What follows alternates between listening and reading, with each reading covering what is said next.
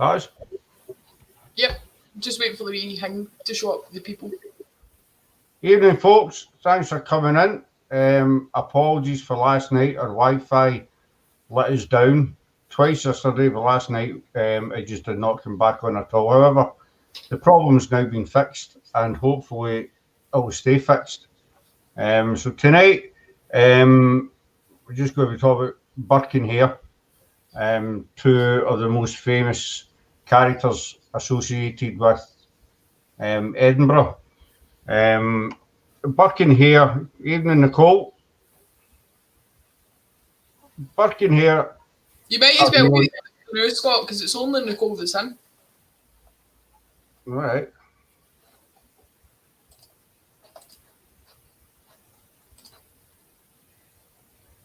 Has that got to put my one-string banjo down now?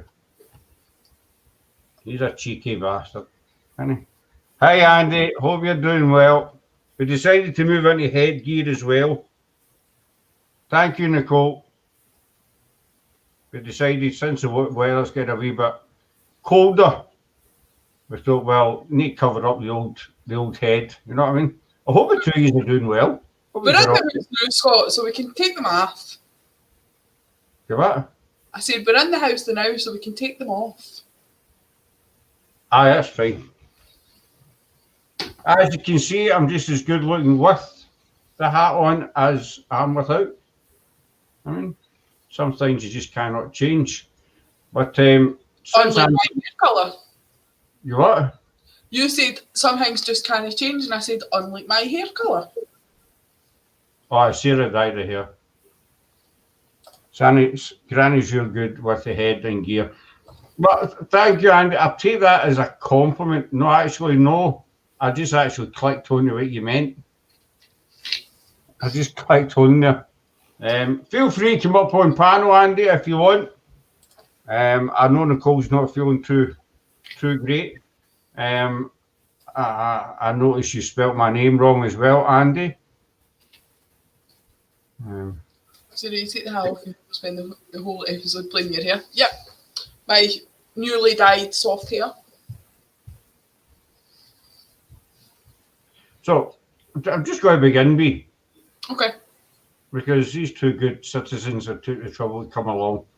So anyway, Burke+Hyre, two of the most famous characters associated with Edinburgh. You can see the both of them there. Now, it's always been said that they were grave robbers.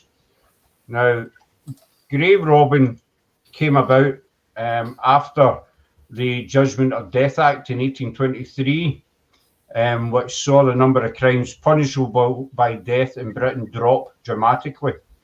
Now, that was good news in a way, but bad news for the medical profession, as back then, legally, they were only allowed to dissect the bodies of those who had been executed. So obviously with the amount of crimes deserving the death penalty, the execution rate dropped, therefore the supply of bodies dropped as well. So some enterprising individuals came up with the idea to rob graves, because back then they would be paid for a body. The going price was £7, 10 shillings for a body, and Greyfriars is one of the most famous places for grave robbers. It was such a big major problem back then that measures were put in place to try and prevent it. Families of the recently deceased would take shifts to watch over the graves. They even built watchtowers in some of the cemeteries. We can still see them today, where members of the family or volunteers would go and sit all night, basically watch over the cemetery. If you were rich, if you had quite a wee bit of money, what some families did was place a heavy iron grate over the grave to put the grave robbers off. The thinking behind that was the grave robbers would come into the cemetery, see the grate, think it was too much trouble to try and remove it, and they'd move on to the next grave. Usually the watching of the graves only lasted about 3 or 4 weeks. The reason behind this was that the families considered that after that time, the bodies would be decayed enough that they would be of no good to the doctors, etc., for study. So it averaged about a month that these graves would be watched over, and then the family would leave them alone.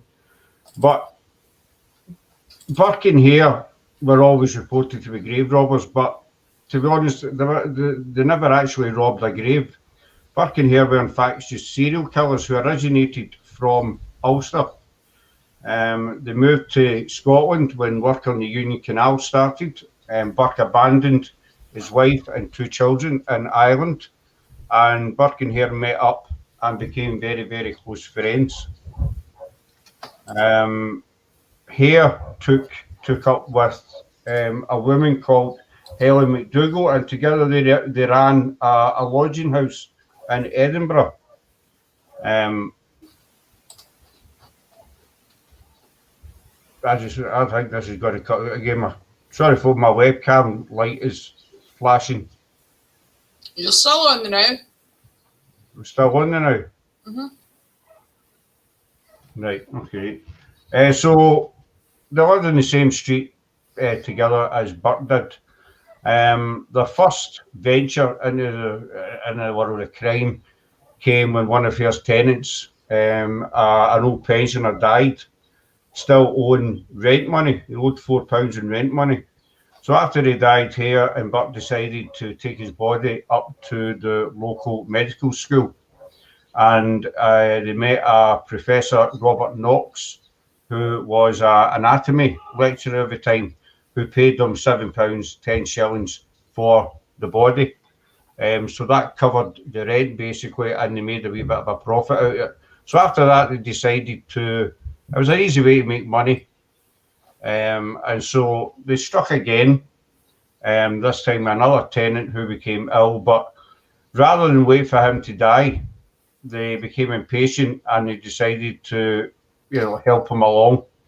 So they plied him with whiskey and then suffocated him, covering his mouth and his nose while holding him down. This became their favourite method of execution, and after that it was known as burking. So that was another body that took up more money. So after that they realised they were onto a good thing. But then the tenants seemed to die away, lack of business basically. So what they did was they enticed poorer people to come and live here, for a free of charge or for a lower rent. This is where they're associated with the Edinburgh Vaults. There's no direct evidence to associate Burke+Hyre with the Edinburgh Vaults, but it is thought that this is where they found some of their victims. So again, they would take them back, give them drink and simply murder them. And this carried on for about a year, and people kept disappearing. And during that time, obviously, if somebody disappeared, it was an everyday thing. The register of births wasn't too great back then, as was the register of deaths. So it was quite easy to take these people from slums, the vaults, take them to a lodging house, murder them, and take their bodies away for dissection. A local prostitute called Janet Brown was one who was lucky to escape. One night she'd been invited to the house, and Burke+Hyre were having a dispute, and during that dispute she decided to leave because she sensed that something wasn't wrong. And then one of her friends, Mary Patterson, was also invited to go there. But Mary disappeared, and Janet returned to try and find out what happened to her. Mary was in fact lying in the next room dead. Janet had no knowledge of this, so she left. But Burke+Hyre soon became too greedy and no one was safe. An elderly grandmother was killed by an overdose of painkillers, and Hare murdered her young blind grandson by breaking the boy's back with his knee. Ouch. Even a relative of the grandmother, she was dispatched as well.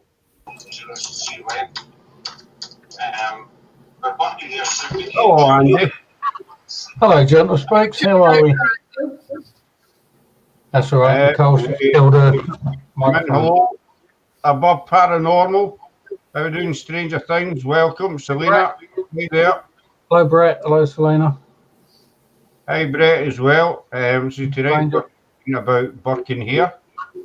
Liam, told you not to take that hat off. I know. Just for you, I'll put it back on, right? Hi, Claire. How you doing? Hi, Claire. I had to get cleaned up after playing with the instrument. So it took me a while to get back here. All the cables were tangled on the floor. You're what? The cables were tangled on the floor. All right. Right. So can I carry on now with my story? Oh, sorry. Sorry to interrupt while you're talking. I'm only kidding. I'm only Not kidding. really. Just so Mary had been murdered and her body was taken up to the medical school for dissection. But a number of the students recognised her, and two other prostitutes that had been brought in. One was Elizabeth Haldon and also her daughter, who had made the mistake of going to the lodging house to ask about their mother, and obviously they were dispatched in the same way as the other victims were. Sounds like a nice friendly home. It sounds like what? A nice friendly home. Well, it wasn't exactly the Ritz, basically, but the sounds of it. But following an argument between Burke+Hyre, which was caused that Hare and Margaret were cutting Burke and his then girlfriend out of the deals, Burke and his girlfriend began to take in their own lodgers. So the two of them were starting to go their separate ways, still carrying on what they did, but there'd been a split. But in 1828, in Halloween, Burke+Hyre's last victim, Marjorie Campbell, was invited to stay with Burke and Helen on the pretense that she was a distant relation of Burke's mother. Burke's other lodgers, a couple called James and Anne Gray, they were invited to stay as well, and so that their murder could take place that night. But when they came back to the lodgings the following day, the Greys were told that Marjorie had asked to leave because she had been flirtatious with Burke. I hope this is all making sense to you. I mean, I've been studying this the past couple of days, so I'm trying to get all the facts and figures right in my head. But what happened was that this couple became suspicious that they were not allowed to enter into this particular room, where they'd left some of their belongings. But when they were left alone, they managed to break into the room and discovered a body hidden under the bed. The couple then challenged Burke over the discovery, who offered them a bribe of £10 if they would keep it to themselves. The offer was refused and they were reported to the police. Meantime, word had reached here as well about this, who decided to kind of disappear. But unfortunately, the police arrived before he could make his escape. The body was taken up to Knox at the medical school, but because there wasn't enough evidence to link Burke+Hyre to the actual murders, the prosecution service, chief advocate at the time, approached Hare and offered him immunity if he would testify against Burke. Hare jumped at the deal. So he gave them all the facts and figures about the murders. Burke was tried on Christmas Eve in 1828 and he was found guilty. He was executed at the Lawn Market on the 28th of January. And Hare, now it's rumoured that Hare moved down to England, but this has never been actually confirmed. Now, the ironic thing was that after Burke was hung, his body was taken to the medical school as well. So his body ended up in the same slab as many of his victims had. There was a death mask made, which can still be seen today in Inverary Jail. And after they'd finished dissecting his body, his skeleton was cleaned and now still sits in display in Edinburgh University.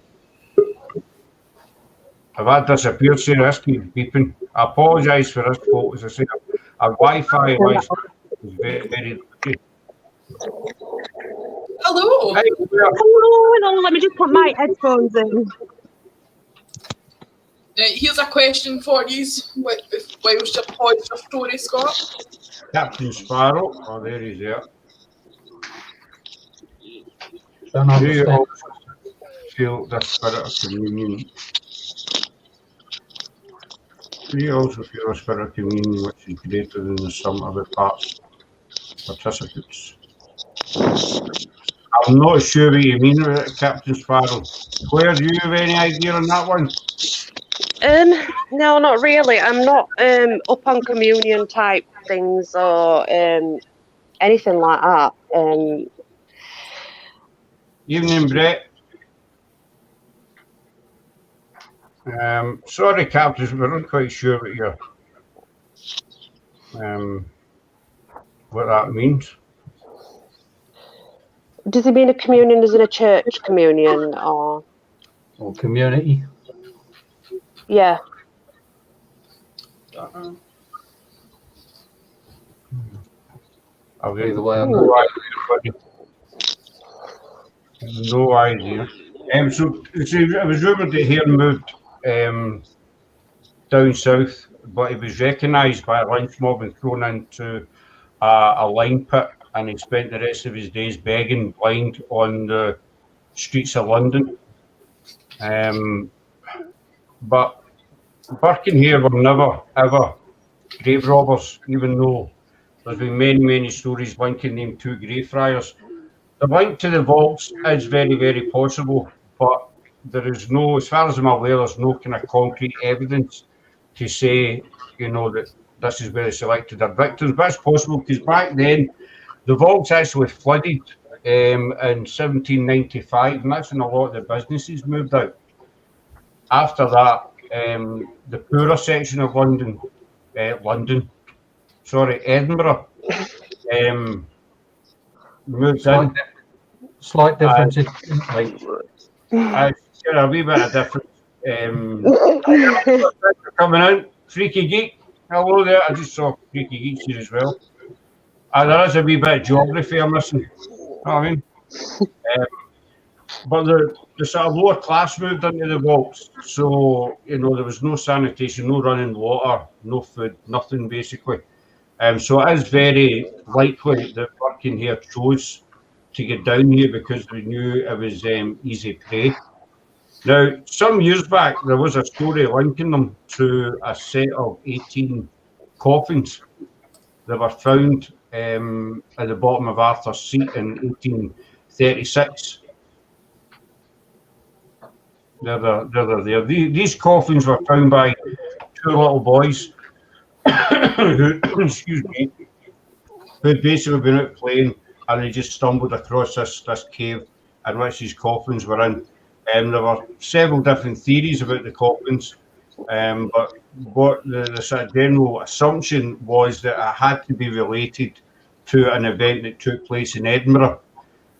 The estimation was that they were buried there around about 1830, so that was 2 years after Burke was executed, basically. So one theory was there must have been a shipwreck around about that time, and each coffin signified a victim. And somebody else came up with the theory that it was the 18 victims of Burke+Hyre. But that has never ever been proved. I know there's a lot of stories went about these 18 coffins and they're linked to Burke+Hyre, but nothing's ever been established to 100% to tie them to the both of them. And that's the only ones that are left because out of the 18, they're the only ones that survived because the little boys got into a fight about who was going to keep them and ended up destroying most of them. They look like Halloween versions of Action Man. They do, yeah. Especially that little fella on the right. Yeah. Sort of Joe 90 thing, isn't it? What struck me about the Burke+Hyre story was, as you know, they took all their victims up to the medical school dissection, and it was the same doctor, Robert Knox, who took care of every one of them. Robert Knox was never charged with any crimes, on the pretense that he knew nothing about where these bodies came from. But my thinking is that the same two people were bringing bodies regularly up to you for dissection, you would start to wonder where they came from, where they got the bodies. So, what do you think? Pay for them. What was that, Andy? Depends how much you have to pay for them, because when they were doing things like the Suez Canal and the Panama Canal, the death rate on those jobs was so high that they'd have empty barrels shipped there, which were then filled up with a body and vinegar, or alcohol, whichever they had the most of, put a lid on it, ship it back to Britain or up into the States for the doctors to chop the bits. Quite gruesome. You're not going to get a transatlantic crossing even for a barrel for nothing. It's quite a gruesome business, But I'm thinking that, what's your opinion, Claire and Andy? Do you think the doctor should have been charged with some kind of crime and basically he get away scot-free? Oh, it's a difficult one, that, because at time era, I'd probably say they could have charged him with something, couldn't they, really, rather than let him get away with it all. But yeah, at the time, the doctor just basically puts his hands up and says, I know nothing about it. They were just bringing the bodies to me. Hi, Robert. Yeah. Hope your relatives are coming in. They just brought That's my stomach. I had salad for dinner, mate. That's what's causing that sound. We had noodles and potatoes we had tonight, So that is basically the story of Burke+Hyre. Probably, I would say, the two most famous serial killers ever connected. I know there's been many others, but Burke+Hyre, I think, sort of ranked top of the list. yeah, it's a good one. Scott, there's a spider in here. What? There's a spider in here. Oh no. There's a monster in the living room. Yeah, go and get the shotgun. I don't do spiders, especially ones I can What see, is it? because I'll just be sitting on it. But I used to breed tarantulas. I had 82 different tarantulas, but spiders I won't do. See, I think I'd be alright with a tarantula, but spider, like house spiders, oh no. Yeah, they're just, yeah. Don't take this personally, Claire, but you one sick motherfucker, you really are. That's if you reach it. Oh, you tarantula!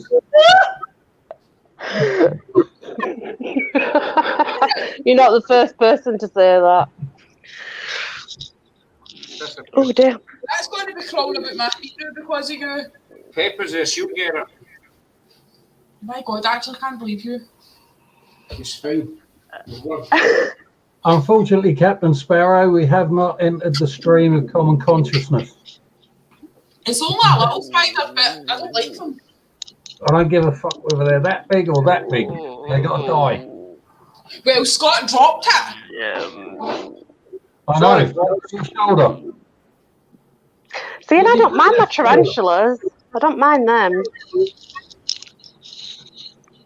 They're quite slow moving, though, tarantulas. They're not like normal house spiders.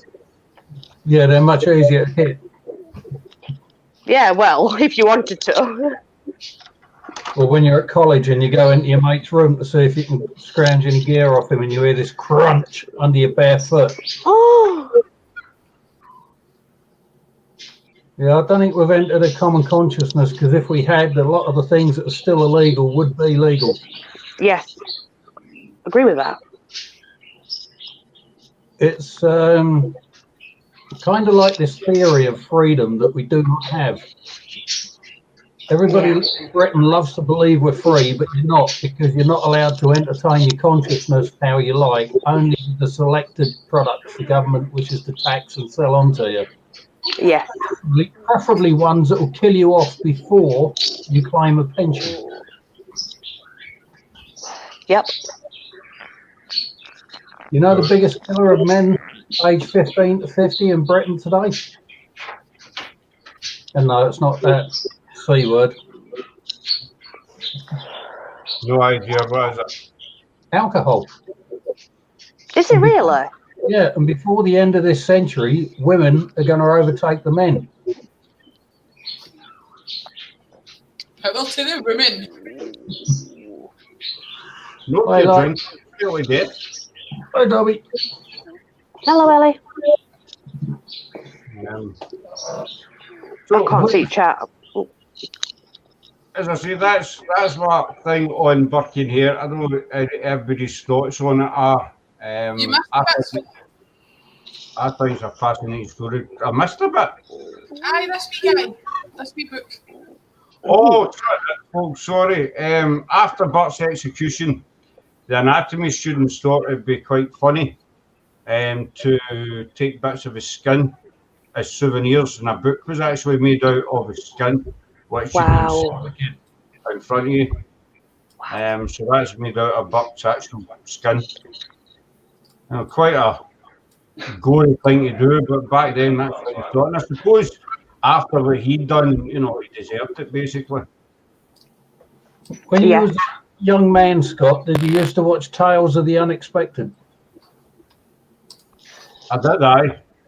Did you ever watch that one where an artist who was struggling to get known goes and lives with this other fella just to share the rent type thing, and the other fella is a tattooist, and the tattooist teaches the artist to do tattoo work, and he ends up tattooing the tattooist back, and then the artist gets famous, so he ends up killing the tattooist and putting this real neat little picture out on this very strange material.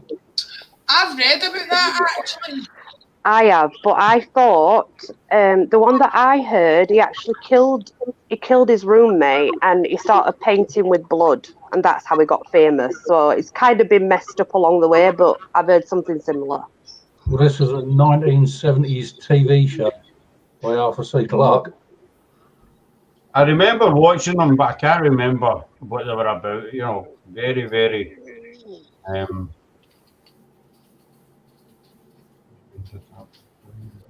On the stream of human consciousness.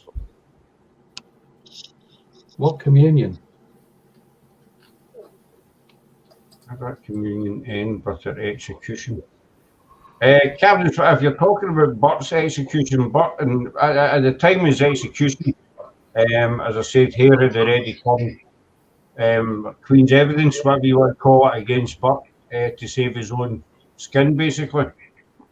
So obviously, if that's what you're talking about, obviously the communion had well and truly ended by then. Because Hare walked free, basically, Burke ended up meeting the hangman. But it's amazing how they were associated with grave robbing, even though they never actually. That sounds to me more like they're filling the graves, not emptying them. I mean, back then, grave robbing was a major thing, you know, and grave robbers had this technique, not to because they would use wooden shovels. You know, dig up the grave, and they would only dig up the head end of the grave. And basically, what they did was they dug a hole down to hit the coffin, ripped the coffin open, put a rope round the body, and hauled the body out. Then filled the hole back in. Between, I think the communion, whether it went on after the two of them passed over, you know, I really don't know. I would imagine no, because they would have took any ill feelings over with them. That's the best I can answer that one. What do you think? Where do you think they would have carried their hatred over with them? I would think they would. I would, yeah, I would think so. I mean, that's just my opinion. I don't know for definite, but I would think so, yes. Yeah, because I mean, we all know when we passed over, were, you know, were the exact same people. Which that's one of the debates we said earlier on. Back in the 19th century, if you were wealthy enough, this is what your family done for you. They put one of them over your grave, and that's to deter the grave robbers from even attempting to dig you up. And some of them, quite a few of them still in Greyfriars to this day. That one is from Trials.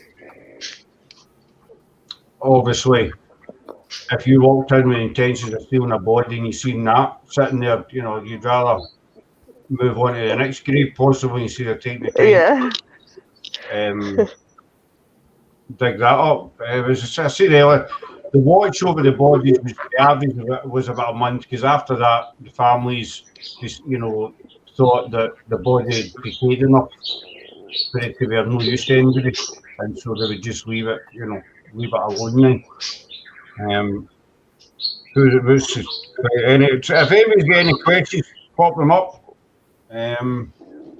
Like we have communion flowing here between us participants. I was coming back to the communion thing though. I would say they would have carried over the, you know, the hatred would have went with them. I don't think anybody here hates each other, do we? I think we all kind of like each other, don't we? Yeah, we do. Or if you were posh enough, you would have something like this built round about your grave. Oh, so the richer you were, the more elaborate your grave or your tomb was, you know, and some of them are nigh impossible to break into. Because until I started looking into it, I didn't even realise that grave robbing, it was such a threat to families. I actually feared it that much. That, you know, after death, their body would get stolen and cut up. And some of them went to really elaborate measures to prevent this from happening, because it was such a rife occupation, to put it one way. Yeah, you can't blame. Andy?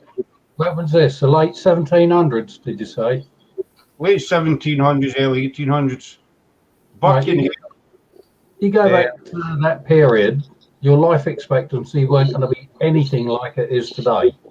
Yeah. Yeah. So you think it's probably a highly religious environment that you're in,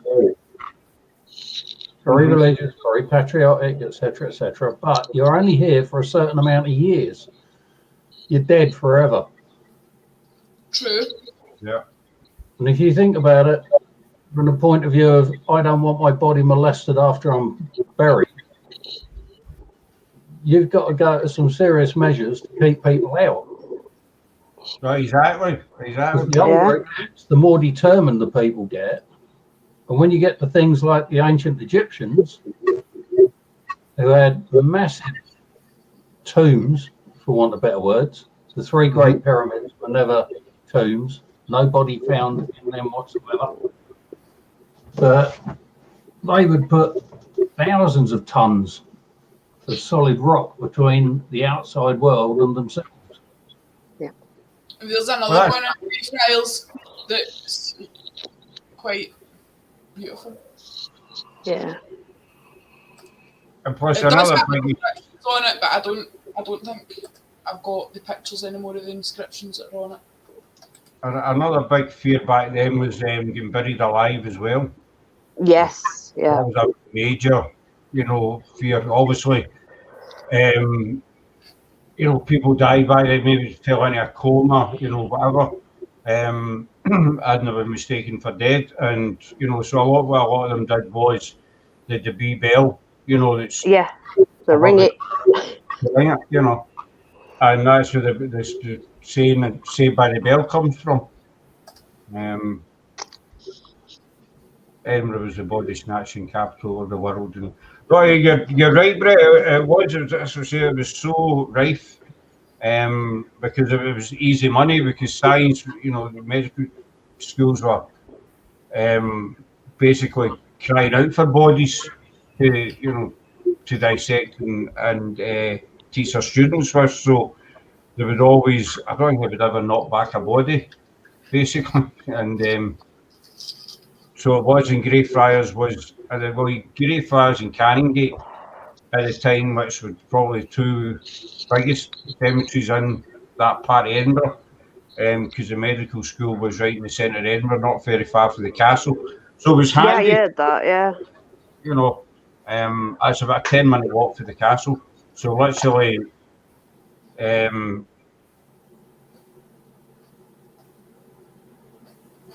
Scott's froze. Scott's Bombay ducked. His camera's still not working right. It drives us up the wall. It has to go under a great deal of strain. Oh, it's annoying.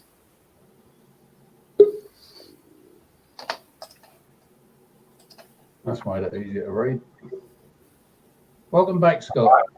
Yeah, I've heard at London once, but I didn't know all the Edinburgh story. I've heard of region London body snatch. I think in London it was Highgate. Dobie's here.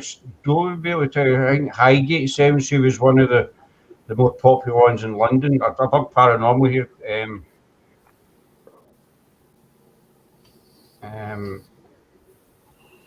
A case of pair of bodies operating in Edinburgh. No, this camera, we were meant to get another one delivered to his last Friday, and it's still not turned up. So it just drops out randomly. You know, some days it'll stay on all the time, other days I'll disappear. So if I disappear, it happens. I'm not hiding or anything, you know. Didn't you say that you have exactly the same trouble as the camera when you're wearing your kilt? Every time. Have you ever met Andy, Claire? Pardon? No, every time. I'm on quite a few lives with him, and every time, I mean, the last, how long we've been on? 37 minutes, and it's went south. You know. I was talking about your sporran and a stodgy chain. I've not worn a kilt for many years. Why are we disgusted with body snatchers and others not? I am for sure. I think we're disgusted with body snatchers basically because, you know, if it was your mum or dad or, you know, a close relative, and so you went to the grave and discover somebody took the body, then I don't think we'd be very happy about it. It was Highgate. Something that goes back tens, if not hundreds of thousands of years, way before any of the current earth religions, is the practice of, like, if you lived in a cave with your tribe, family, whatever, the chances are your body would be buried within that cave for protection both from wild animals, which protects everybody, because if you bury it just outside and a dirty, great big short-faced bear or something finds the scent of it, it's going to dig that up, and when it's still hungry, it's going to come in the cave looking for afters. Well, you know, my African relatives in Africa, they actually, if they were to drop dead, they would actually just bury the body where it dropped. Really? They don't have I don't know why. I haven't spoke to them in a while, to be fair, because I've not been over with everything that's gone off they can't get over. But yeah, I remember that from when I was younger. Don't get me wrong, I'm not sure, not now, but you know, when I was a child, I remember stories. Mm-hmm. Let's put the little girl out. It's considered desecration of the Christians. Remember this was happening at a time when Christianity was more strict. Yeah, very true, Brett. Yeah, Brett. Christianity was taken a lot more serious. I'm not saying it's not took serious just now, but you know, back then there's a lot of different views on it. Yeah, Nicole, that's what I wondered about. Digging an unauthorized hole in the cemetery, which is consecrated ground. Mm-hmm. So if you went in there, I don't know, dig up some worms or some shit like that for fishing bait, it would be come down upon very, very heavily just for digging a hole. Yeah, and I mean, back then, you know, even going in and sitting maybe with your, you know, well, girlfriend or whatever back then, you know, having maybe a cuddle or something was probably considered as taboo because it was consecrated ground as well, you know. It's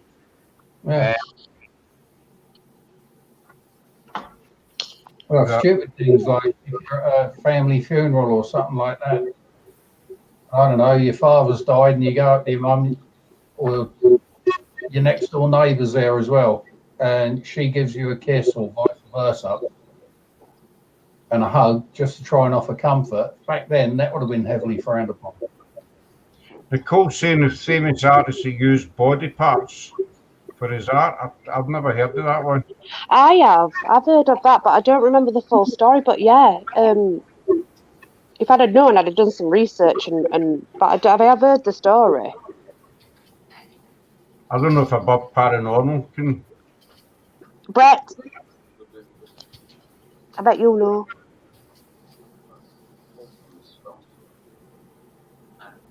The boy was snatching cages we used to stop vampires getting the bodies. They were, Brett.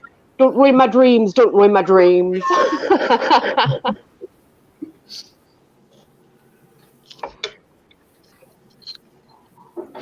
Hey there, Jason Bones. Thanks for coming in. Hope you're well. Hope you're good. I wonder if they thought of vampires, you know, when they were grave robbing. Because obviously it would just because the body, it's natural decomposition of the body, but they didn't know that, did they? So I wonder if that ever came about. When did the theory of vampires actually start really kicking off, though? Was it with the advent of the horror films and the horror writers? Or was there actually a long history going back hundreds of years type thing? There is a long history of. There's a couple of famous cases, isn't there, that go right back, especially in a particular cemetery, I believe. But I was just. Sorry, carry on, Claire. I'm curious because obviously with grave robbers, I know that what happened were it were natural decomposition and stuff, but I was just wondering if they thought of that when they were robbing graves. Were it around at the same time? I don't know. Probably thinking more along the lines of we're going to get X amount of money for this, therefore we can go down the pub and buy food for the little details. I vaguely remember something about an artist using body parts. We can't remember the whole story. I know, like Claire said, he used the blood mixed in his paints. Yeah. After that, said pants there. I just first mixed in his pants. It's paint. They did a game. The only reason I've heard it story is because they actually did a horror game based on the story. Layers, it's called Layers of Paint or something like that, and it's a horror game, and it's based on this guy that used blood in his paints to become famous. Oh, I need to look that one. I've never heard of it actually at all. That must take some skill because you think it might start off all nice and bright red, but it don't take very long to start going brown and crusty. Exactly.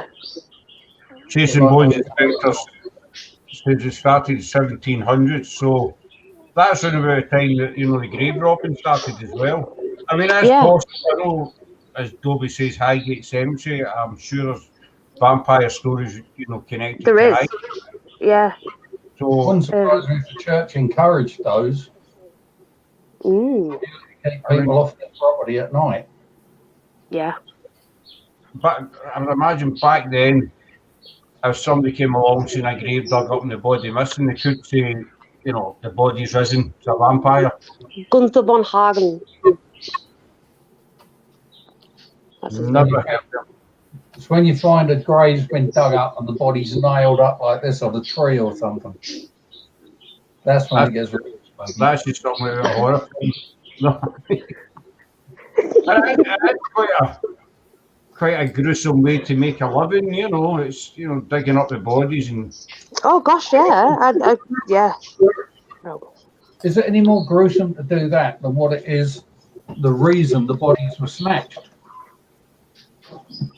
Well, Nicole made a good comment. see if I can find it again about the. Tell Granny I just put her batteries on charge. You'll see Granny at the weekend. You'll see Granny at the weekend. She sent me a 20-foot container loaded with batteries saying, and a note saying, Andy, please charge these up for me. See what I mean, Claire? It's just Something about a neck massage or something. brutal. I wonder if this comment that Claire made, Nicole made, about, you know, how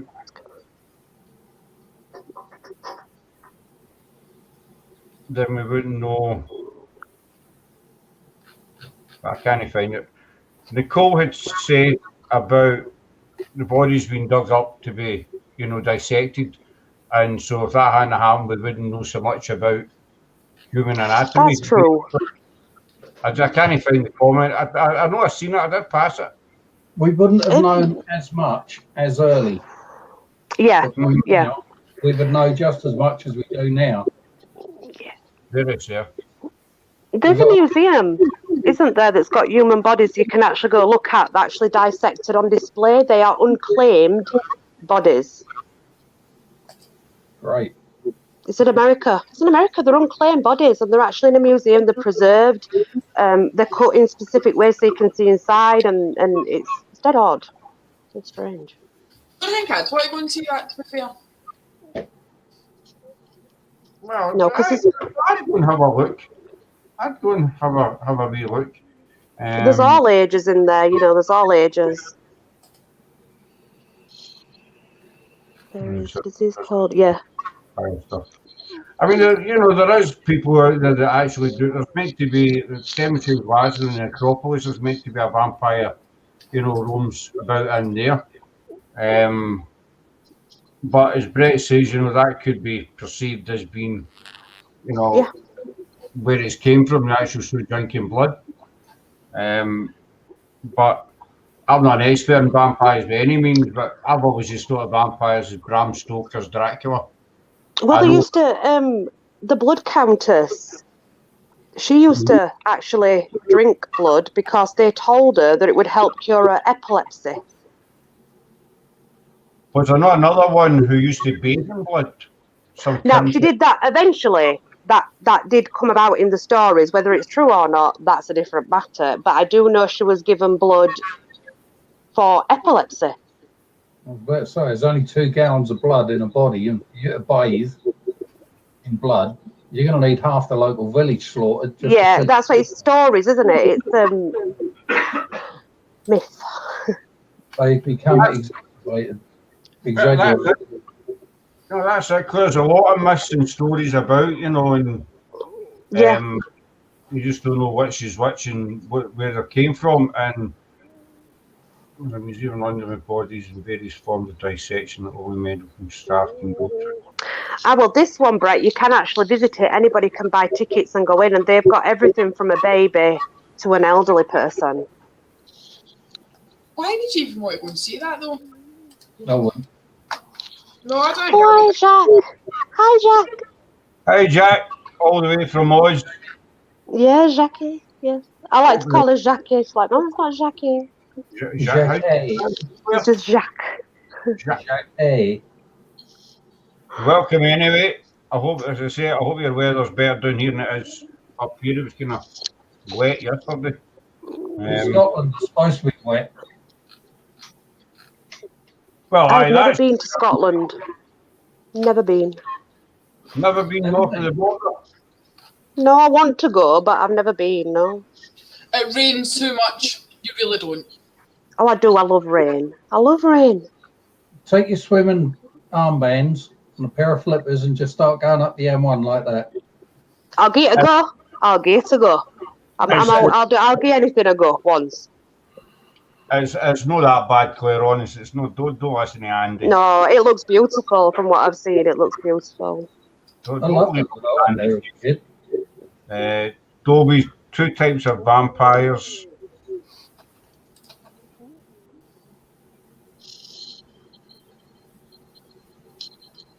Yeah, the psychic ones, that drain all your energy, they're nasty. Are they the ones that you call a succubus? No, now the psychic ones are actually just normal people, believe it or not. It just got blown out of context. What it is it's when you meet someone who comes into your life as a friend, and at first they are brilliant, and then after a while they start taking from you until there's just nothing left for you to give, and you're deflated. That's the modern day psychic vampire. I mean, there's loads of stories about what is this, but that's the actual version that I know of a psychic vampire. It's somebody that just takes and takes and takes until there's no more, you know. So the word As vampire in- is really an analogy. Yeah. The Black Hounds considered to be the biggest serial killer ever. They estimate she killed up to 800 people. So they say. So what, they say, Brett. So what was the outcome for her then? You know, did she obviously she died at some point? But Yeah, Lady Bathory. I think they did execute her because they took her property, didn't they? They took all her property and everything and executed her. 800 people, you know, and it's just you can't even comprehend killing. And everyone that confessed that she'd done this were all tortured into confessing, just like they did in you know, witchcraft and things. They would torture them to confess. Encouraged. I was going to say that, you know, it's the exact same as the witch trials. Torture was one of the biggest ways of getting a confession. It depends. Some pain is pleasure, but not all. I'll leave that one with you guys. You know. See, I read that completely wrong. I read that as she was pricked up behind the walls of her castle, and I thought, what? What's Brett on about? I know, I was just reading that she was shut up in a castle and held in solitary confinement in a room where the windows were walled up, and she was 54 when she died there in 1614. And fed through a small hole. I'll be horrible. Mind you, I'm saying it's a horrible way to go, but considering what she done, you know. Yeah, but did she do it though? Well, yeah, but even if she did, you compare her to the religious leaders in South America when the Spaniards got there. They would kill, each one of them in the various states would kill tens of thousands of people in the name of religion. True. Very fair point. More than 300 witness testimonies against her. Yeah, well, this is where they said that the confessors were tortured or persuaded, however you want to put it, into saying that she had done it when she hadn't. So it's like I don't know. I don't want to believe she did. I actually quite like her. No, she was a few, and they just blew it up out of all proportion to make a legend out of it.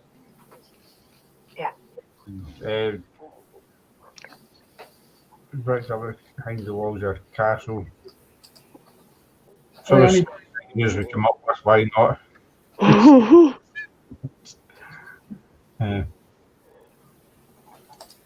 Right. She did it. Because she killed her servants and local common girls. I've heard that story as well, Brett. Yeah, how she killed all the actual common ones, the one with no money. Nobody ever said anything until she actually. Yeah, I get right. I've heard that one. Two stories I've heard that someone bricked themselves into the walls. Seriously, freaky. You know. Yeah, so they say, Brett. So they say. I think it's one of these stories that you're going to always debate whether she done it or did she do it, did she not do it. Yeah, Brett's usually quite good at stuff like that. It's me that don't want to believe it. It's the same as the witches, I suppose. You know, I dare say that. I mean, there was thousands of them kept murdered, basically, if you like to put it that way. And all we are, we're just pagans. That's all we are. We don't do anything like they think we do at all. Mm-hmm. You're lucky I didn't take your face off, Liam. I know. Anyone who eats breakfast early in the morning is a serial killer. Agreed. That's my kind of joke. Freaky's nuts. They're just nuts. basically. I mean, the lady in question sounds rather charming. Right? But as I say, the witches, I mean, there was thousands of them killed, and I dare say maybe a handful were guilty of certain things, you know. But the majority were just, it was a good way to get rid of your enemy, basically. Yeah. That's why, Jack, you sleep with a knife under your pillow. You see someone's hand over your face when you wake up in the middle of the night, you react first and ask questions later.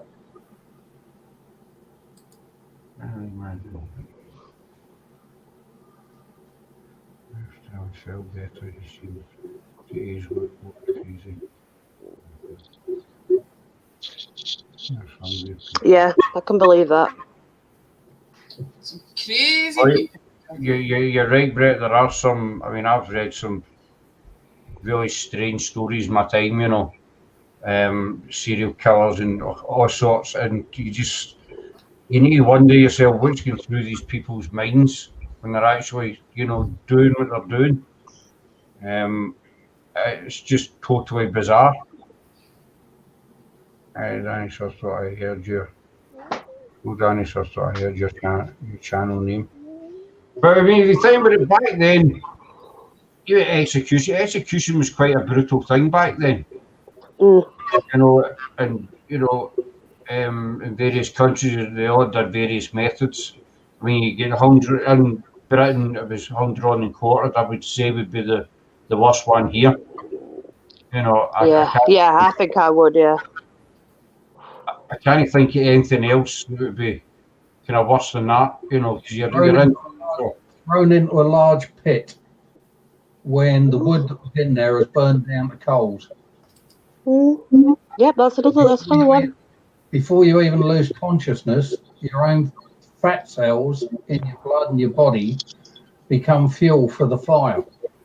Ooh. That sounds quite gruesome. Yeah. I would say that's even. I've not heard of that. That's why when the neighbours ask about that big hole in the back garden, I just tell them I'm building a swimming pool.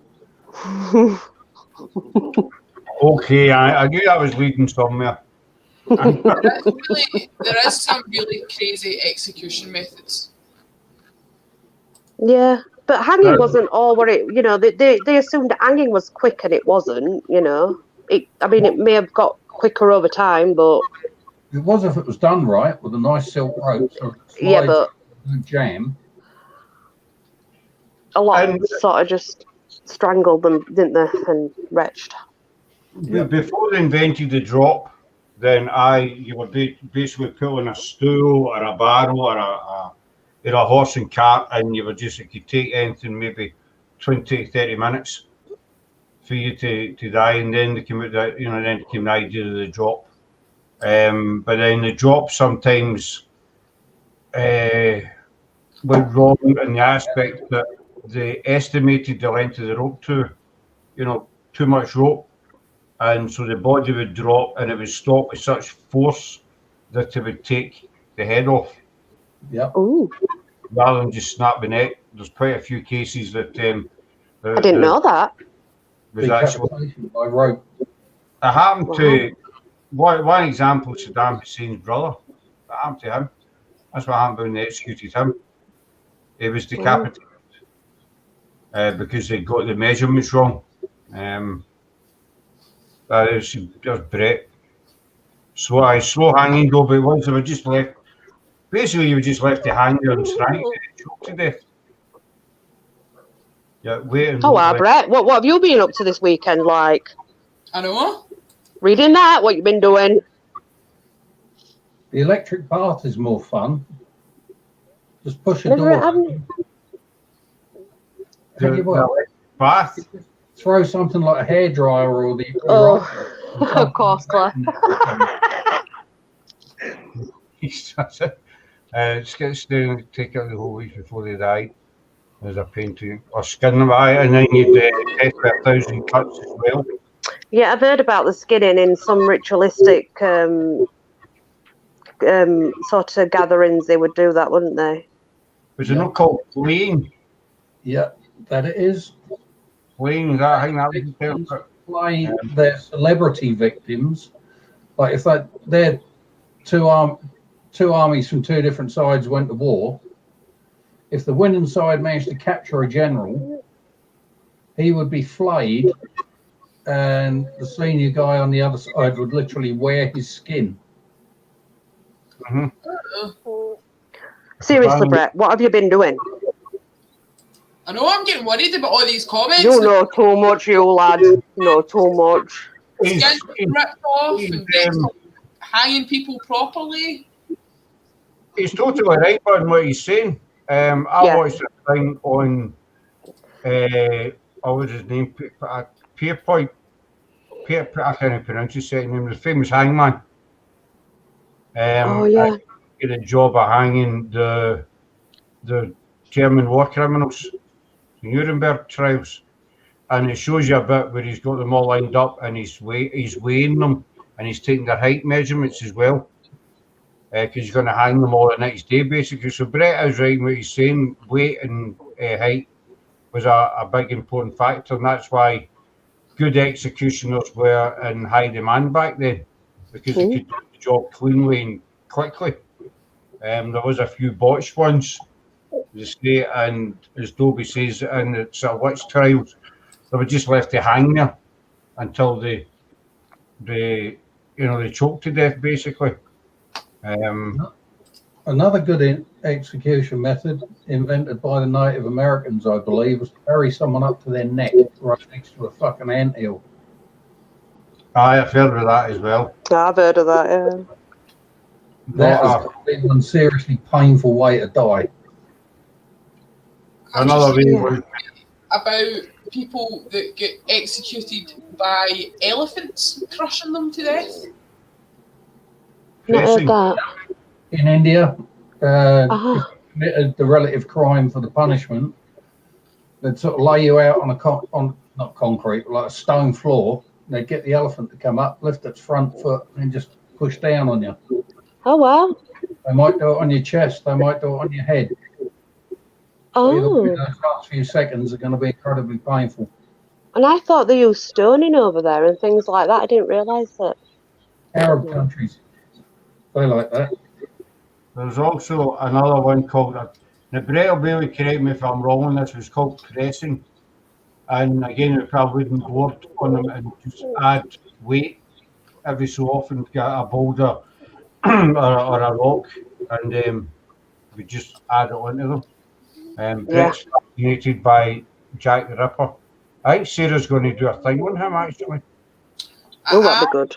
I am, yes. I am. Jack the Ripper was taken by the Vorlons off into the future and used as an inquisitor.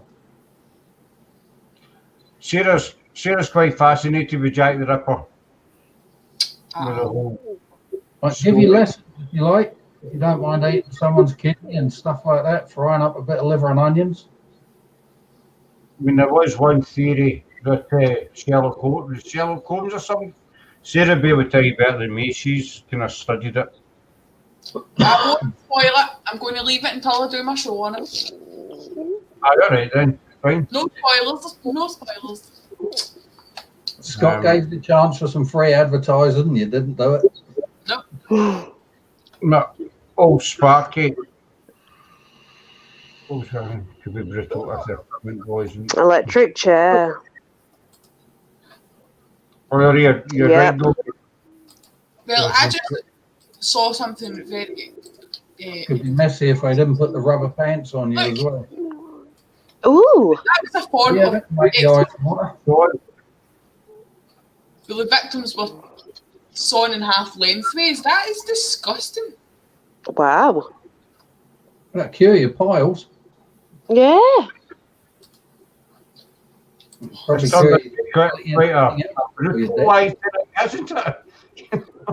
Quite a gory life tonight, folks, you know. So, if that's your thing, then, you know. Oh, God, there's another one. Why are you there? Just give me an idea for some of the people I don't like. You could put like yes. Oh yeah. People were sat on that chair and pushed onto it until it ripped them apart. Oh, spread your hairy bum cheeks in the air. Oh no, thank you. It's called the Judas Cradle. It was a torture device that looked like a pyramid on a stool. Victims would have the pointed end inserted into their orifices, anus or vagina, and then they would be pressed onto the device. The Judas Cradle would kill victims either through implement or through causing so much muscle and tissue damage that the victims would become septic and die. Mm.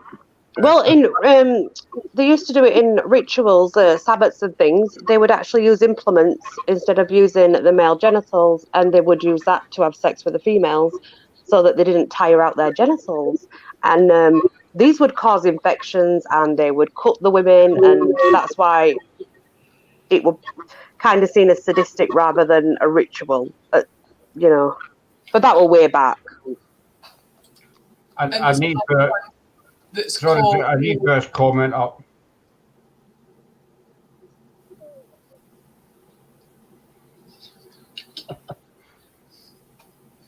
I remember. Oh my lord! Oh my! Can you imagine having to go to hospital with something like that though? Thanks for that story. Many decades ago, when Hoover first brought out their vax, some young fella had been taken to A&E because he'd been using the vax to pleasure himself, and it had gone. Yep. His little man off.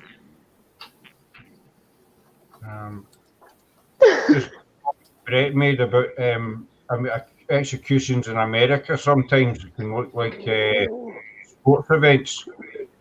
I know what you mean, Brett, because I watched a lot of documentaries about death row and various signs in American prisons, and there's always big gatherings outside the prison, and you know. There you go, guys. You put your head in there, and you basically get your head crushed. It's already fucked the teeth up. No, you're all right, Sarah. But as I say, it's quite a big thing out there, you know. If somebody's going to get, I think it's a bigger event if it's really somebody who is really, like say, Gacy, Bundy, you know, people like that, leading up to their execution. I think it would have been, you know, the bigger the name, the bigger the event, basically. But no, I've seen that, Brett, on TV. They're all outside, and the other side of the road, you get the anti-capital punishment folk with their banners and stuff. Shoot them fuckers first. I think when Bundy got executed, they set up, like say, hot dog stands and stuff as well, because there was that many people there outside the prison. It was like a carnival outside, and there was burger stands and hot dog stands. I'm sure I read that. I'd not be able to wait from a hot dog stand if someone's going on the electric chair, because knowing my luck, I'd get the only chewy hot dog going. She's got teeth like a great white. Oh, that's that photo you showed, Sarah. Teeth like a great white. That's disgusting. Brett. Wasn't me, didn't say a word. Naughty, Brett. Naughty boy. What you do behind your front door, Brett, you know, behind your closed curtains is your business. We're not going to judge you, you know, at all. And they did the execution at 2 a.m. in the morning because of less disruption on the local program. I didn't actually know that one, Brett. I didn't know that because I know a lot of them are. I know lethal injections are usually about 6 or 7 p.m. That time. 2 a.m. You can't do things like that in the States. You'll infringe on their civil rights. You know, he hasn't had a good night's sleep before being executed. If you were to be executed, what would your last meal be? What would you ask for before you were put to death? Steak, egg and chips. It'd have to be salmon. I'd want fresh salmon. A fry-up. I don't know what I would want. It's never a thing I've thought of. I love my fry-ups, you know, so I think I would just have the one meal that I grew up with. Fry up or a big mixed grill. You know, big huge plate, and that's Yeah, like can I have a £5 bowl of porridge, please? Because when you execute me, it's going to cover the fucking lot of you.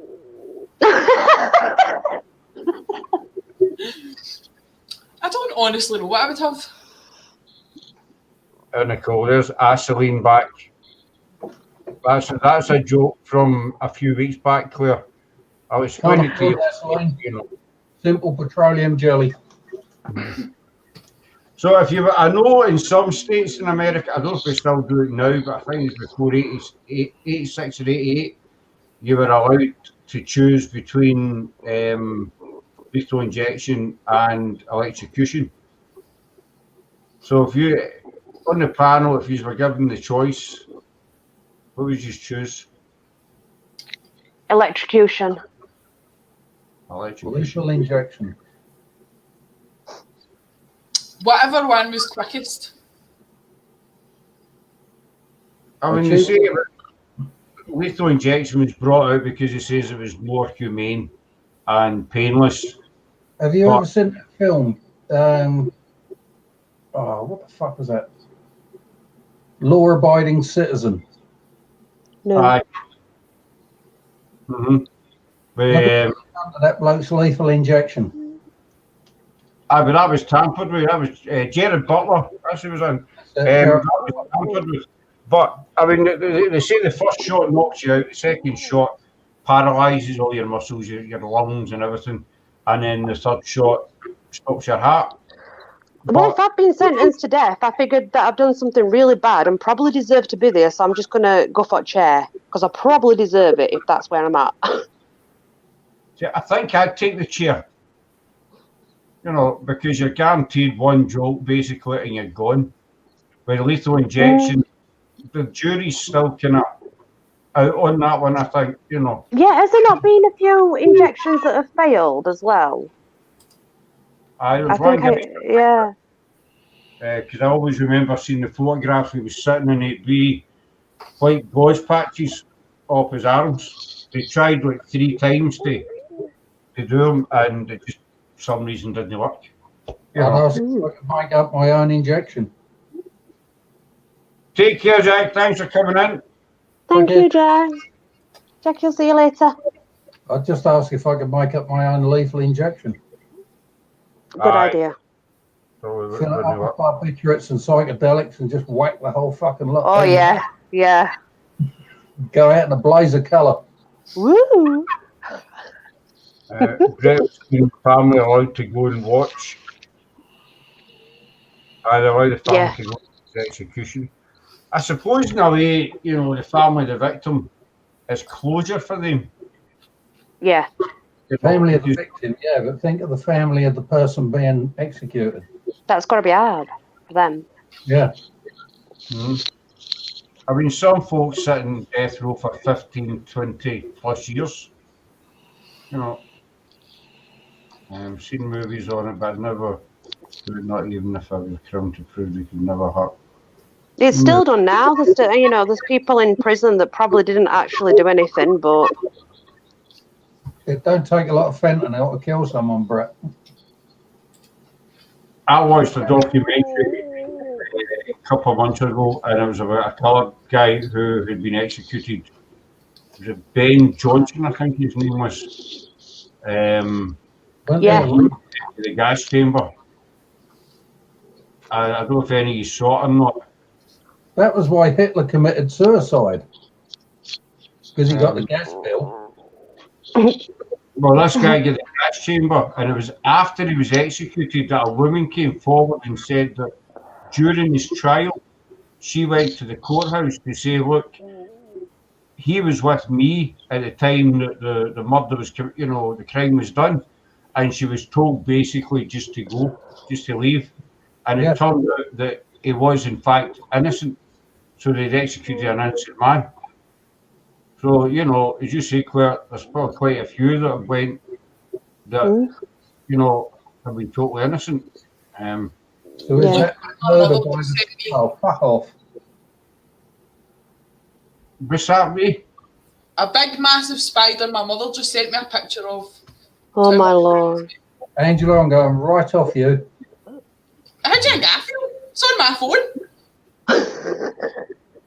I missed Brett's comment there. It was saved 3 times. So it's 3 executed or not executed. Yeah, consider it. Yeah. There was a case like that many years ago with a hanging, Brett. They put the guy on the sharp door and it never opened. And they tried it, I'm sure it was 3 times. And, you know, they put him on, they tried to open it, you know, they tried to hang him in the world, so they took him off and they tested it and it worked perfectly. They've done this 3 times with him. And it turned out, you know, he got life imprisonment instead. But it turned out the wood had worked, and with his extra weight being on the door, this is what was stuck in the door. But his sentence was commuted to life imprisonment. That, to me, that's just sheer luck, you know. Yeah. That's true as well, yeah, that dry fry. Well, it don't help when you got some Irish navvy building the gallows and they put the hinge the wrong way round so the door can only open upwards. There's a statement from Liam. Let it be known, I'm not the one with the pipe up the bum. Yeah. Yeah, all right, Liam. If it wasn't kind of hard to like the I guillotine. know you suffer with constipation a lot, Liam, but a vacuum cleaner will not help. Thanks very much for that. Clearing that with I don't know what's the word, so I don't know what to say to that one. Thanks for that one, Lee. Derek Bentley's execution was a miscarriage of justice. Now, I always get him mixed up. Was he the one and said let him have it, or was he the one in Riglington Place? I'm sure he was the one that said let him have it. I'm trying to remember. Right. Brett might know better. Best execution I heard of was the SAS being sent to Gibraltar. Go visit a couple of the IRA. Was SAS what, Andy? When the SAS was sent to Gibraltar in Maggie's time, go and visit a couple of the IRA. Right in the middle of the street, 2 on the chest, 1 on the head, disappear. I've got a wee picture for you, Andy. There you go. Sarah, would the words eat shit and die mean anything to you? Oh my lord. That's disgusting. You do realise that every time I have a drink now, I'm going to be looking in the cup. Every time. The reason I'm scared of spiders is because when I was 12, I had a great big harbour spider crawl into my mouth when I was asleep as a kid. And I thought it was the cat hair or something like that. It got in my throat, and I woke up choking and gagging. You know when you've been asleep, you wake up in the dark and you can see to a degree, yeah? I remember reaching in thinking I've got a fur ball in my mouth. Oh God, no. I pulled this thing out my neck, Oh. and in the dark you can see the silhouettes of these legs doing that. Oh God, no. Months and months and months of nightmares and chucking up and couldn't go to sleep. Oh. Dobie says that one says he was the one who said let them have it. We were talking about that the other day, Dobie, Sarah and I, that film. There's Eddie. And hi, Eddie. How you doing, buddy? It's claimed the average person eats 6 to 8 spiders a year in their sleep. Yep. Oh. Yeah, that's true. FOAD. Oh.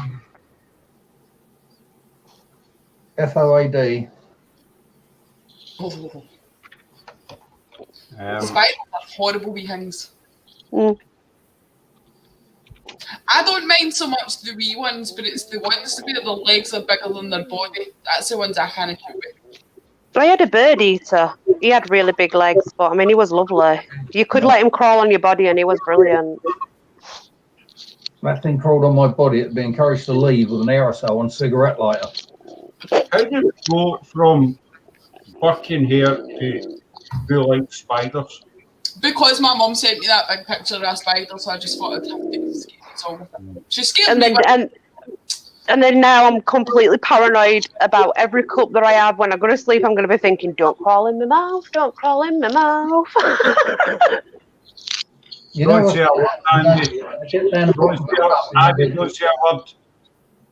there'll be a chunk of coffee or something like that left in the bottom of the cup, and you'll just see it out the corner of your eyes. You put the cup down and swallow, and then the memory of that thing will come back, and you'll be like, "Oh my God, no!" Puke. Exactly. That's why I'm scared of them. Got his great big red thing around here. Spiders. Horrible. No, okay. Oh, Sarah Dovey said that it was that Evans guy who says let them have it. We were talking about that the other day, weren't we? Can you remember? Going to do a piece on it, I'm sure. Most of my tarantulas were nocturnal, especially old world arboreal ones.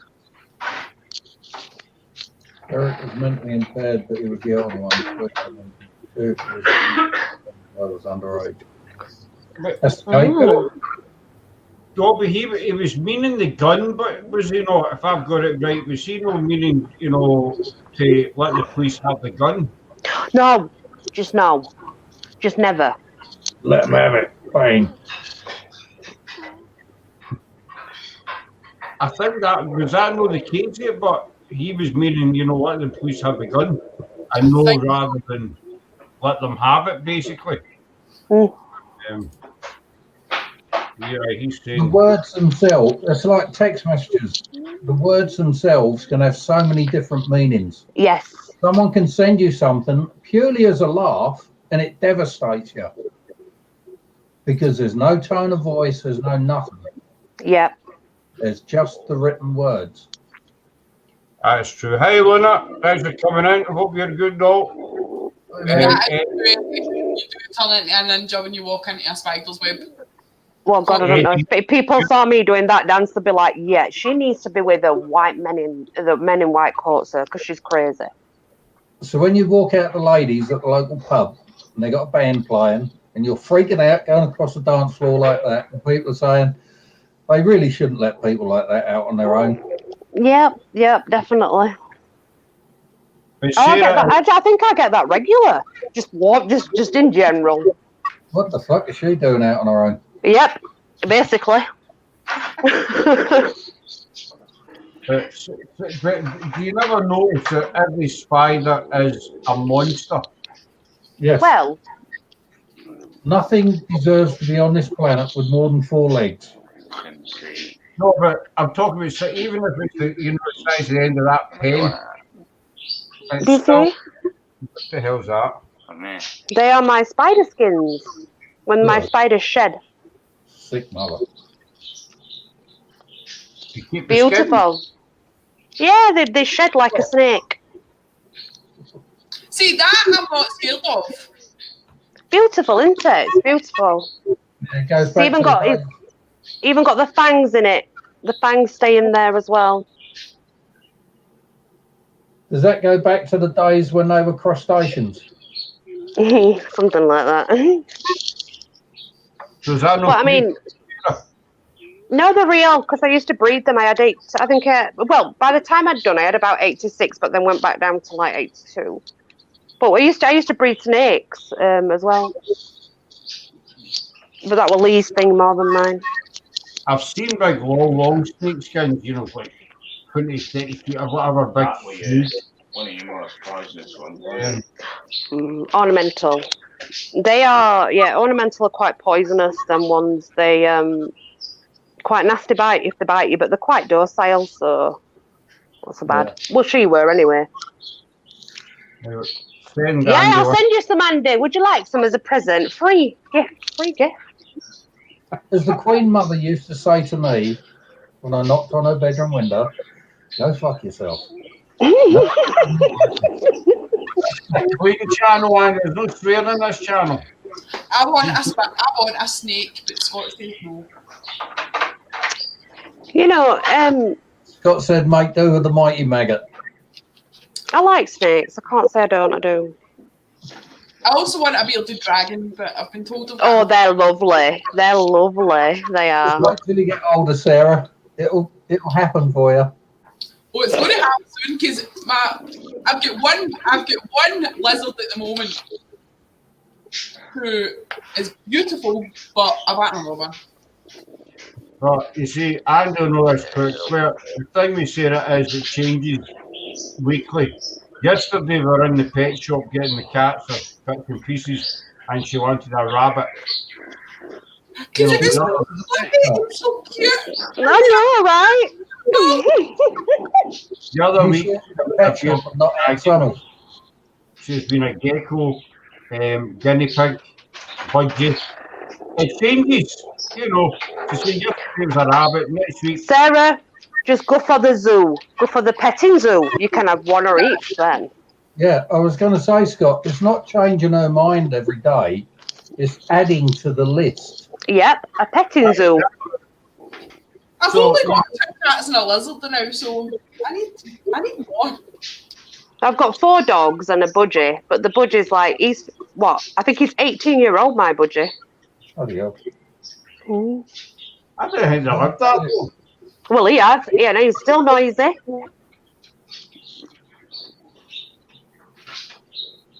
Oh, my Lord. Oh. Freaking fruit bats. What do they eat, Jay says? What do they eat? What did Well, they could eat other fruit bats. They could eat fish and chips, but no. Oh, yeah, I'm sure. But he gets better than that, doesn't it, Brett? Go on, tell him, Brett. Tell him how good Jace gets at this. There you go, Scott. You have to get me a rabbit. So I'll end up with more bloody batteries to charge. That'll be a no. Actually, they do pulsatrons now. Rabbits are like going downhill. Hey, life after life, welcome in, buddy. Hope you're well. No, because it changes every couple of weeks, you know. The bearded dragon, that's been on and off for a couple of months now. But one of each, Sarah. One of each. At least one of each. I've got a leopard gecko now, so I need something. They're lovely. I would get her out, but my cat's at my feet, so... Yeah, I understand. Actually, both cats are in here. What are those poisonous ones called? Are they Gila monsters or something like that? Yeah, there's a few, but yeah. Yeah, there's also a Komodo dragon. I'd love one of them fuckers. Yeah. Oh, yeah, I'd definitely walk one of them down the street. 6 or 8 foot length one of those walking down on the end of a collar and lead, and you get the local chav come walking out with his rock. Please. Oh, please. Said there's a reptile shop in town. Right goes the mammals, Dave. From the mammal shop. It gives me that every time. Oh, Jay. Is Jace blonde? Our cat's actually a fixation for the gecko.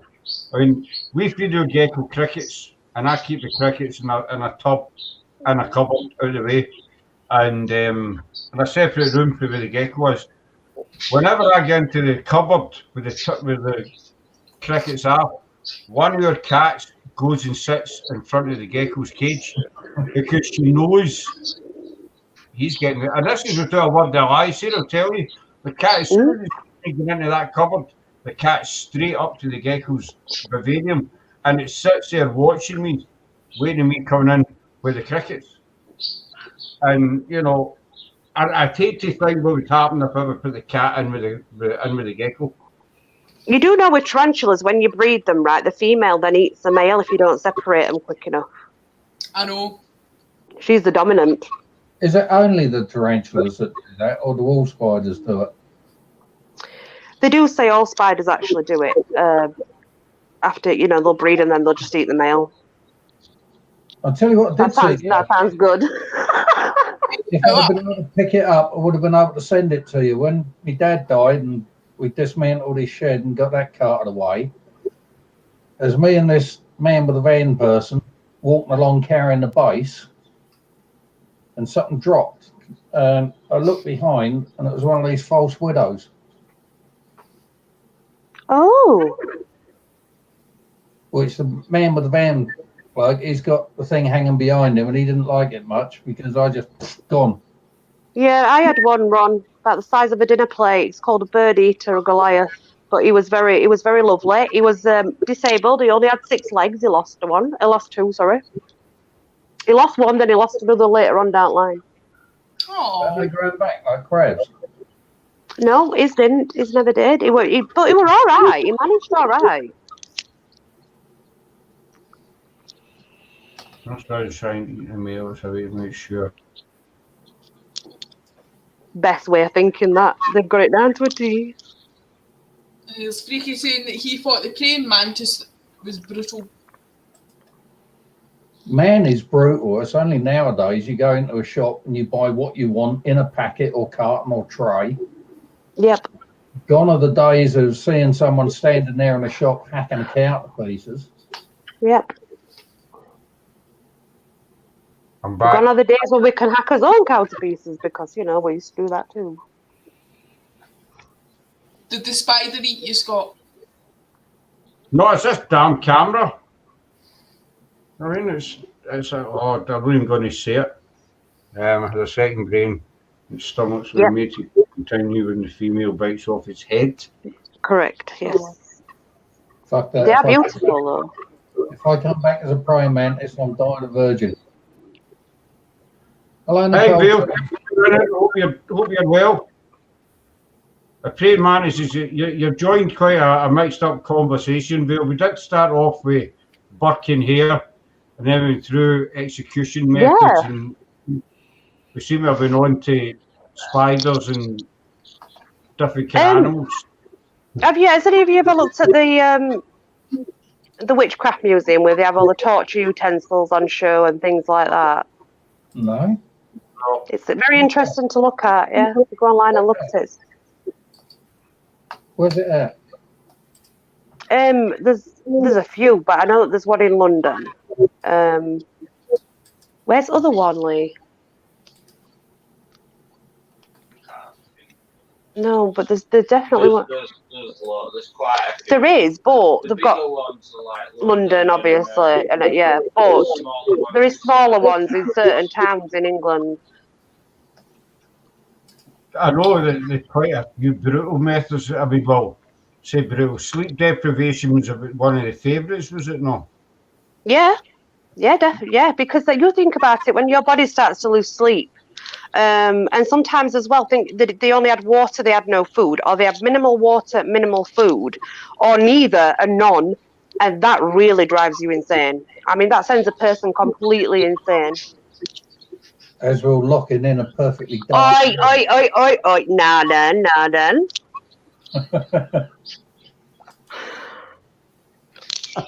I heard that was under the house, not the bedroom.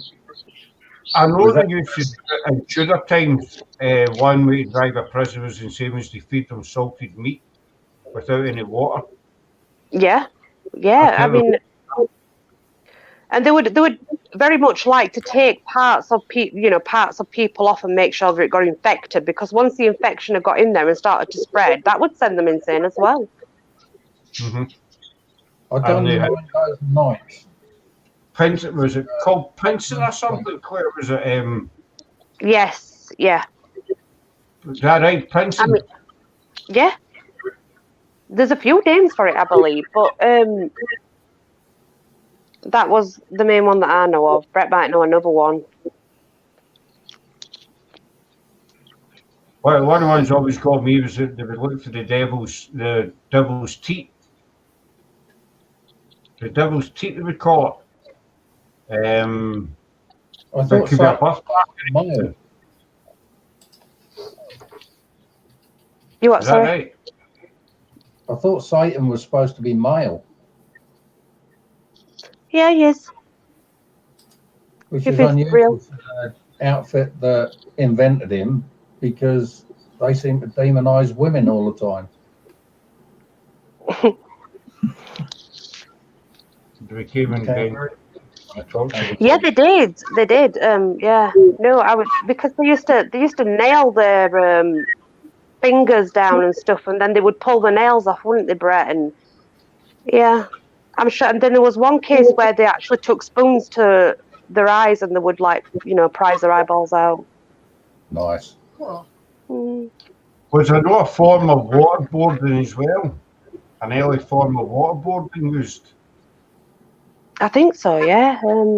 Brett would know more about that, I would think, than I would. I mean, there were so many brutal ways that when you think, I mean, if a woman had a third, she instantly yeah, that's right. Yeah, I mean, you couldn't win either way anyway when you were a witch, because you were going to get tortured, and either way you were going to die. Yeah. You know, That's so the humane way. Tie up their hands and legs, push them in the river. If they float, yes, if they drown, then they're innocent. right. But then they're dead, so it doesn't really matter, does it? Yeah.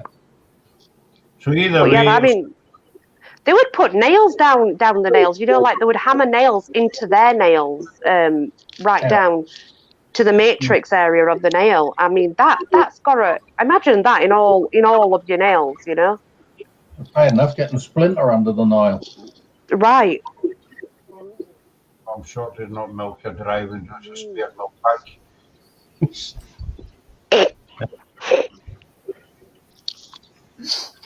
Well, perhaps it was because the local priest was refused that he labelled her a witch. Or obviously, some would have some would take a cyanide tablet anyway. They would take that while they was in there and die from that. It was a no-win situation. It was every time. And It was a good way to get rid of people you didn't like. Yeah. Or families at war. You know, if families were at war and one were poorer, the other were richer, you'd find the poor would get accused and convicted, and others would be fine. Well, I think that was the case of the Pendle witches. I think that's how the whole thing with Pendle witches started out, because there was two opposite sides and there were competition. Yes, that's right, Brett. Well, that's what my nan told me, Brett, so I'm just sort of relaying what she told me, but you're right, yeah, it goes that far back, yeah, it does. They'll drive evil out. And it was a good way to get rid of your enemies. If you had a problem with somebody, then all you had to do was yes, point the finger and say, you know, she's a witch. That were a lot, yeah, there was a lot of that. If a family member didn't like someone, or, you know, there were a feud over something, yeah, best way to do it would be that way. Definitely. You know, and you know, if somebody wanted a land, as Brett says, that you wanted, as soon as you cried witch. And the thing, problem was, these witch finders, I think we talked about this the other week, and a lot of them, you know, they were paid for what they'd done, but the more witches that they say they found and executed raised them higher up in the eyes of the local, you know, magistrate or the king or whoever charged, you know. Yeah. Yeah, so, it was all about that. It was never about them doing real magic and like, ooh, you know, on people. It was never about that at all. It was just about status, you know. If I can kill 300 witches and I'm better than him because he only got 150. So the king would like me better. Well, a sport. They turned it into a sport. Aye, exactly. They actually enjoyed it. They actually enjoyed it as a sport. And the thing was that a lot of them claimed to be, you know, like men of God, you know, but they were far from it, you know, far from it. Well, there's lots of stories going back into religion where they've done some really horrendous things, and they are meant to be, you know, people of God. Yep. Now, the ironic thing about the Pendle Hill was the wee girl who Alice. It was Alice Demdike. It was Alice Demdike and Elizabeth Demdike.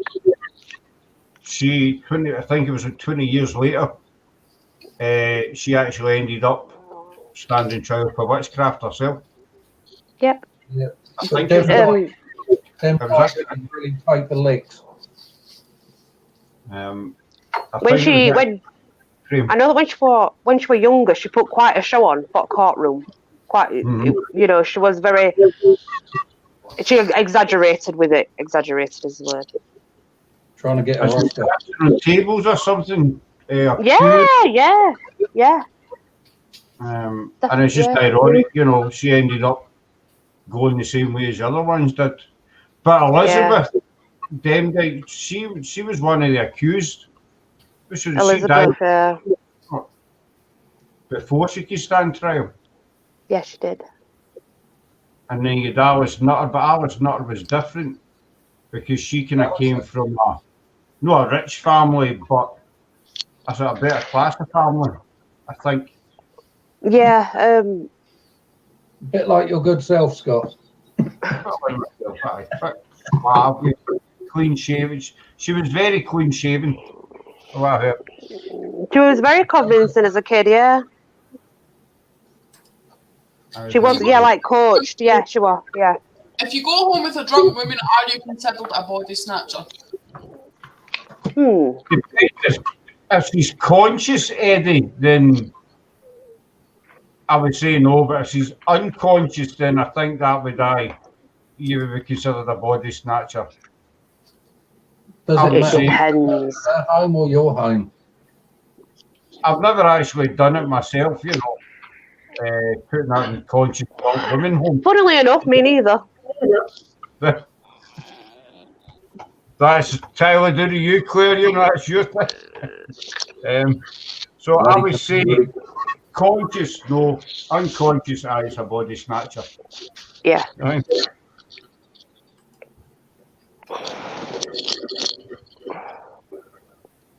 Did you mute me there, Sarah? I didn't mean it. Yeah, we can see by the smile that you didn't mean that. Oops. I know he's gone.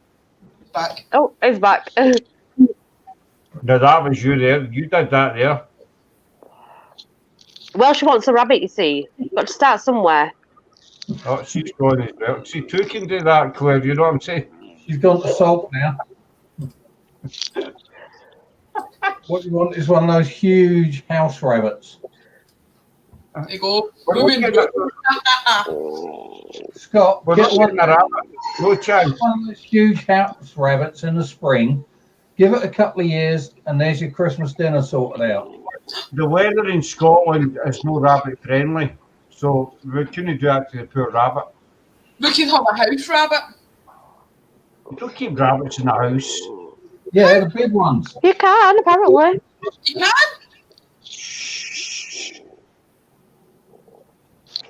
We're not getting a rabbit. No chance. Because then you want your bearded dragon. You're not going to win this. I'm getting my bearded dragon regardless of what you say. It could be that it was sacred, yeah, I suppose. It could be seen as that. It was more a money thing as well.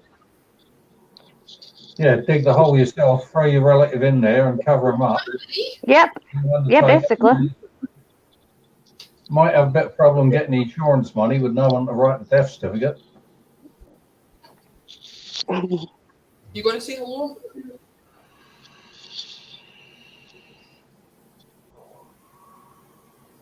He's a pain in the neck, that one. He's a smoochy cat. You know, he comes up and he lies across your throat, cuddles in. But it's always when you're trying to watch something or you're on your phone, try to type and he's right there, and you get your phone on the other side, and you're trying to, get around him and type. I mean, I don't dead care where they're buried if I'm on. Well, that's true, Brett, to be fair. Oh, it's just a vessel. That's all it is a vessel, so. Yeah. Okay, because I've already bought a bloody plot of land that I'm going in. I don't care where I'm going, stick me in the garden in a bin bag. You're right. Yeah, well, 700 quid on it already. 4 rabbits as a pet, as pets. We were taught about being buried when you're dead, there are no rabbits. Scott, if you're going to buy a rabbit, just keep it in the drawer. Like Granny's already got that in the drawer, remember? Yeah, but those drawers are fucking hoots, Scott. Oh. Granny, we see Granny on Saturday. I see her on Saturday. We're going to let her out. I might have to agree to disagree. That's a good way of doing it. Well, that's the best way of doing it. But no, when I pop it, You're getting heavy. I'm not kidding where I get put, bin bag, bin lorry, landfill, whatever. Fed to the cats. Fed to the cats, aye, whatever. A human sacrifice. Was That's that what I one? want to be. That one, Claire, I don't know if I'd volunteer to be. Did you not say you'd volunteered to be one last week? Yes. Yes. Yeah. There's a reason behind it, actually, though. If you go into my story and find out how my health-wise I'm going, you'll understand why I said it. Right. Define Okay. human sacrifice and how they're going to kill you, though. It depends. It depends on the people I choose to do it and why it's taking place, and if there's a bigger reason behind it. Is it needed? Is it justified? In my world, there are some that are. It's the method that I'm curious about. When I hear human sacrifice, I have pictures of like an obsidian dagger going in, straight up through the breastbone, rip the rib cage apart. They're still alive and screaming. Hand goes in, rips the heart out. Boom, boom, boom, boom, boom. Yeah, that's one way of doing it, I guess. Yeah, there's a few ways. There's many ways. It's never. But whenever I hear a human sacrifice, I'm always reminded of the Aztecs. Used to. There was, Right, right, in fact, there was never, ever a race of people called the Aztecs until the archaeologists came along and named them as such. Yeah, I read that somewhere in a book. Yeah, I remember reading about that. We're talking about everything and anything. But for want of a better word, ancient South Americans, yeah, they were big on human sacrifice. Yes, I know, Brett. It was. I can do stainless steel if you don't fancy obsidian. But did they really sacrifice? I mean, I've heard of the sacrifice, literally thousands of people per day. Like the Aztecs, or whatever you used to call them. Used to thousands per day on top of top of one of these pyramids, and you think, yeah, how would you manage that? 2,000 people per day. You would have teams of 4 or 5 people. Basically, you'd have 4 people holding the victim bent backwards over this mushroom-shaped half dome thing. So it's a nice and spread eagle, so to speak. And then one of the priests would come along with an obsidian dagger, in, up, rip, hand it out with the heart, straight on the burning brazier. Lovely. Brett says human sacrifice was common in Britain in Bronze Age times, right up to the. I suppose it's it's everybody's individual belief. I would imagine. I don't know. It's no. Yeah. It's not something I'm an expert on, but a lot of people, Well, believe. Sometimes it were considered as almost an honour. Yeah.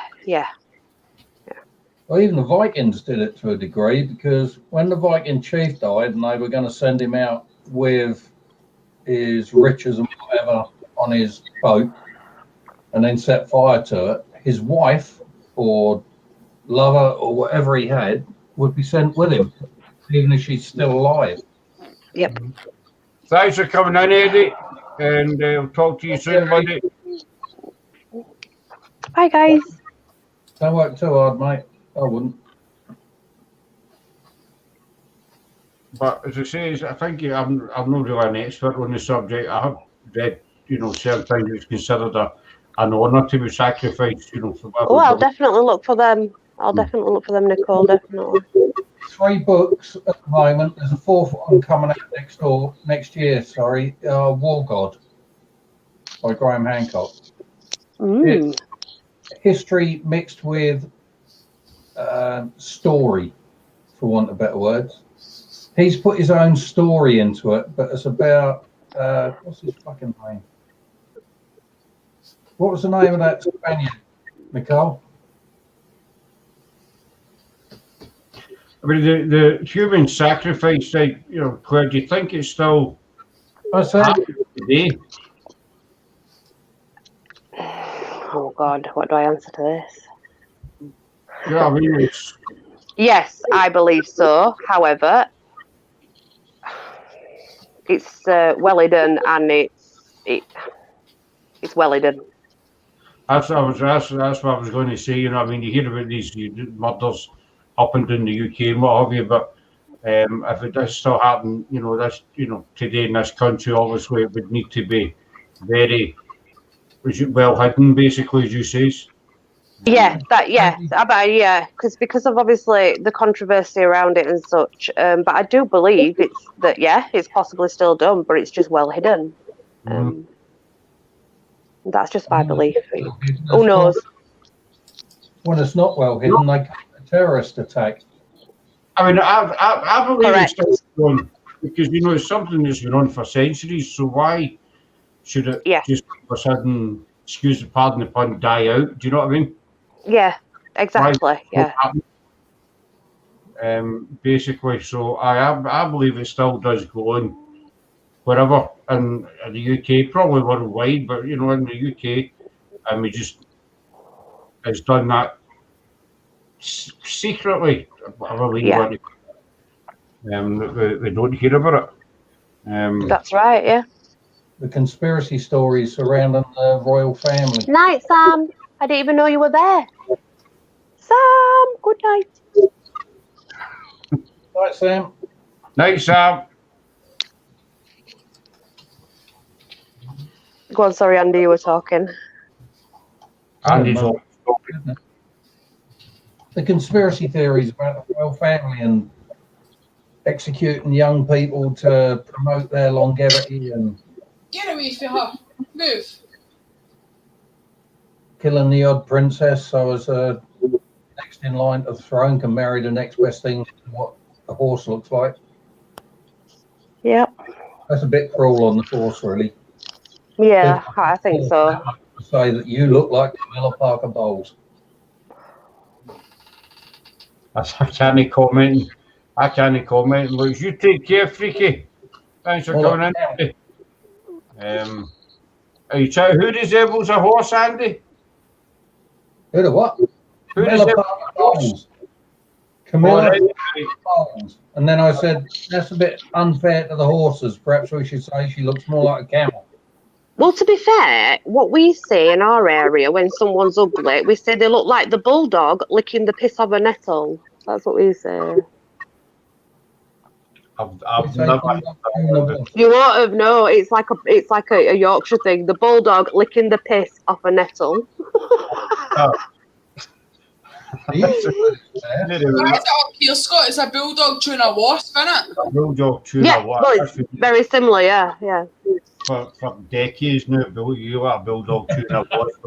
The back end of a cow or something like that, We're going to get on to the royals being shape-shifting lizards now.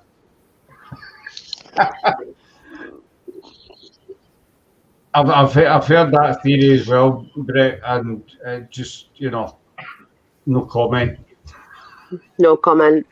Basically, that's my view on it. Explain why Sarah wants a bearded dragon. Just don't get it. Dragon. I would say something more along the line of bucket crutch. Freaky.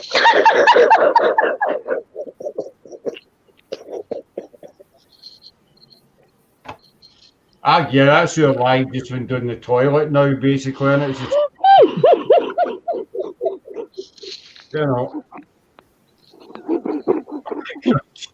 The days of Derek and Guy have come back to me. I've never heard that one before in my life either. You know what I mean? It's what, bucket crutch? You obviously haven't been to the parts of London that I've been to. I've been around London. I've been in London quite a few times. Various parts of it, but I've never. Well, the craze. Well, the craze. They're quite. Everybody knows those. That's law enforcement in London. When the craze went down, there was very little of the crime. The only thing, I'd live in London if it wasn't so expensive. I wouldn't live in London. I wouldn't live in London. It's horrible. No, I've been done a few times, and I've got a friend who stays in Putney on the west side of London.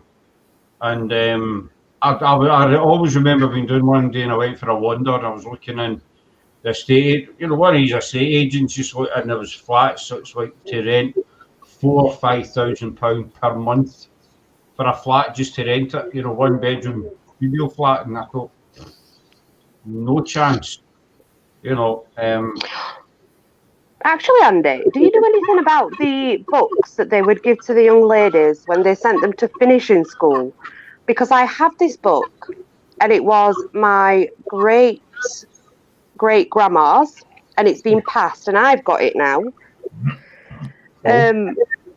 But it's got in it, it's almost like something you would give for etiquette, when you were sending them to finishing school, but it's got how to make homemade bombs in there, which is very odd. Homemade what? Yeah. Bomb? Did you say bombs or bombs? Well, chemicals mixed together and things, yeah. It's got that in it, and it's very odd, yeah. Have you got a photocopier? Have I got a photocopier? Scanner? Yeah. Yes. Yeah, I'll quite happily buy those recipes off you. There's a lot. It's weird. It's a very strange book, though. I could be the second decent man to make it into Parliament. The first one was God. Well, I don't know, because it's almost like it's dead strange, because it's almost like when you go to finishing school and they learn you how to speak properly, sit properly. They learn you all the rules of the game, how to cook things for a family. It's how you would forks and spoons. Right, and then it goes into that. I just find that very bizarre. Maybe your great-great-grandma had fun with things like weed killer and sugar. Yeah, well, there's a theory that my grandma may have murdered my dad. We're not sure yet. Yeah, we're not sure yet. I'm still working that one out. There's some things that have come to light. You see, my dad died when he was 21. He had a lot in his system when he died, things that he wouldn't usually take. As opposed to things that you usually take. But, yeah, still working it out. I'll let you know. Nothing wrong with that, process. Freezer's like a chemical factory for all sorts of products. You can keep us informed of that one, Claire. That'd be interesting. Well, there's no pictures. There's no pictures of my dad when he was a baby either, which is very odd. They begin from him being 18 months old. There's not one baby picture, not one. That's quite odd. That's quite strange. Well, it was in the newspaper. They kept his body for that long. It was in the newspaper saying that he'd been poisoned, he'd been murdered. In the end, they released his body and couldn't say whether he had, and put misadventure on his death certificate. All right. We need to know to keep us informed about. I'm not saying. Yeah, it's very interesting. Yeah. Because I dare say it's happened quite a few times. You always hear it, the husband bumping off the missus, or the missus bumping off the husband, and whatnot. Well, I found it weird because my granddad died when I was only 6 months, and then I was 2.5, and then my dad died, just leaving my grandma and me. Mm-hmm. Yeah. As certainly as decent you, Andy. Discreet, Why do you think I want a werewolf tattooed on the back of my head? Because people see this angelic face coming towards them, and then when they look back and they see that, they know what they just passed. Andy's a curious individual, Claire, as you probably gathered in the last year. I am. I am probably the only one here with a certificate of sanity. He's got a thing for Granny. Yeah, I've got a hell of a thing for Granny. I said, do you know about Granny? And it looks a I don't proud. think Claire's met Granny yet. Never Mm-mm. met Granny yet. Think Right. Nora Batty with extra wrinkly stockings.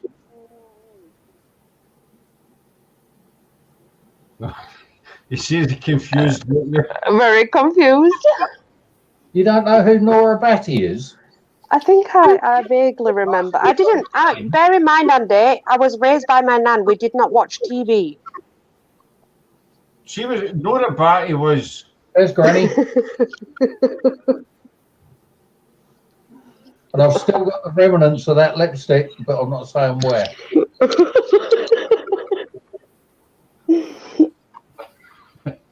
don't mess with Cliff case it runs in the farm. Yeah, Shrimp. That's Granny. She's a lovely woman. 90s. Lovely. She's No, getting Andy, we weren't allowed to watch TV. We didn't watch TV. Granny's got quite a dirty mind for her age. Cool. There is a story behind it, quite honest, you know. Granny just doesn't like dressing up as a woman. There is a story behind it. Yeah, not for me. Any more than Granny. No more Granny for me. It's all Andy was thinking about. this grandmother's book reminds me of a movie coming out called The Kingsman.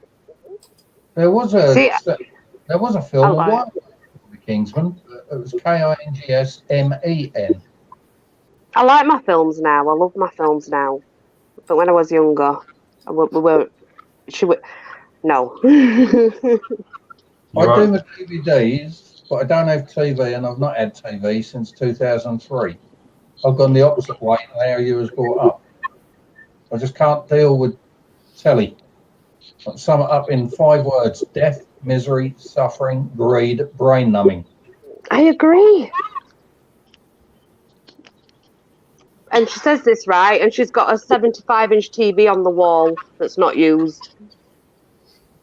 Oh, the real truth, Granny just loves It'd CrossFit. be all right for me if I could sit 30 foot away from it. 75 Thanks for that. Brett, We've got a TV in the corner and it's turned on about twice a year, if that. Yeah. Ours is there just for music. I put my music on through it. Yeah, just give it a gentle tickle around the circuits. I can't remember the last time we watched, because we watched like Netflix and YouTube and all that kind of stuff. She's not a man eater, Nicole. Behave. Actually, the last song I was playing, an AC/DC song, actually reminds me of Granny very much. It was Go Down. Never heard that. Me neither. See, the thing with Granny is it started off as a 10-minute joke one week on somebody else's live. It was her birthday, and it's been a running joke for weeks about going out at Halloween and somebody dressing up as a woman to go to an investigation, you know, because it was Halloween. And so Yeah. Claire and I bought a wig and glasses because we were going to do it, but then it was this person's birthday. We thought, you know, as a joke, Yeah. I'll stick your glasses and that on, and you know, a wee bit of slapdash, whatever he's got on. And so it was maybe a 10-minute, you know, quick happy birthday, I'm away. But it turned into about 2 hours or something. 2 hours or something. And then that was on the Saturday, and Eddie, Chaos it was in, he does a live Saturday, Sunday. He says, you know, I want you to come on Sunday as Granny. For that. So right, fine, you know, so turn the Granny in the Sunday, and everybody loved it. And they kept asking, when's Granny coming back? But have you noticed, Scott, nobody's inviting you as Scott onto their live. They only want you there as Granny. I know. I've done it about 4 or 5 times or something. And on Eddie's live, 3 or 3 times, some of that. And she seems to be quite a wee hit. Good. That's good. I don't enjoy, you know, I don't go and test anything like that, dress as Granny. You know. I would. I'd be like, see, yeah, I'm off. Oh, it won't bother me. There's all this bullshit Scott's just come out with, just to say I'm slowly coming out of the closet. But saying that, Claire, we have got a couple of ideas in the pipeline for her to do a couple of things, you know. I don't mean in a dirty way, you know. Yeah. I'll go on Brett's lies as Scott. Granny's really only saved for Eddie's lives, because at the weekend, it's anything goes on his lives. You know, you can. It's just a free for all. Juicy spot for Eddie. But it gets to the point, Claire, that the next day, our little girl who's only 4 turns round and says, "Daddy, you've still got makeup on."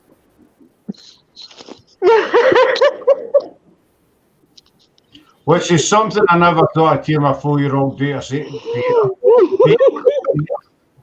I never thought I'd see a great man walking with 3 legs through his living room door, but there you go. Oh, wow. Hey, Chow Shack, hope you're good, buddy. Something I never thought I'd hear my 4-year-old daughter say to me. You still get makeup on, Dad. I had a very large salad for me tea. Shrimp was probably my guts keep growing. But you know what, Claire? No doubt some people will slate us for it, but it's a laugh. And you know, yeah, definitely. And so Granny's going to be around a wee bit more often. Go for it, yeah. There's nothing wrong with that. Honestly, to laugh is just the most important thing. It really is. Brett, she's not a bit risque. She's an old slapper. You can come on as Granny if you want. You'll blend in with all the people on my channel. Granny's a bit of a... Are you talking about me, Brett? Are you talking about me? I think pointed. She can be a bit free with her mouth, Brett, at times. You know. Yeah, that's fine. We love that stuff. That's fine. Especially if a rabbit gets brought up. She loves we're all for that. That thing's more like a fucking racing hare. The only there's be a motorcycle engine strapped on it that you have to kickstart. What you should do is run one day dressed as Granny. That would be fun. Alive as Granny then. Well, freaky, actually, I'd done Granny once and I thought I had all I was going to say my hair off, but I can't believe I'm saying this. Claire, I'm telling you, I thought I had all my makeup off. I still just some red lipstick on. Never mind. As you do. Yeah. One of the funniest bits I got was when Eli was there. He's there about 10 minutes and he goes, "That's Scott. That's not Granny, that's Scott." I was about 20 minutes. He was convinced it was a real woman.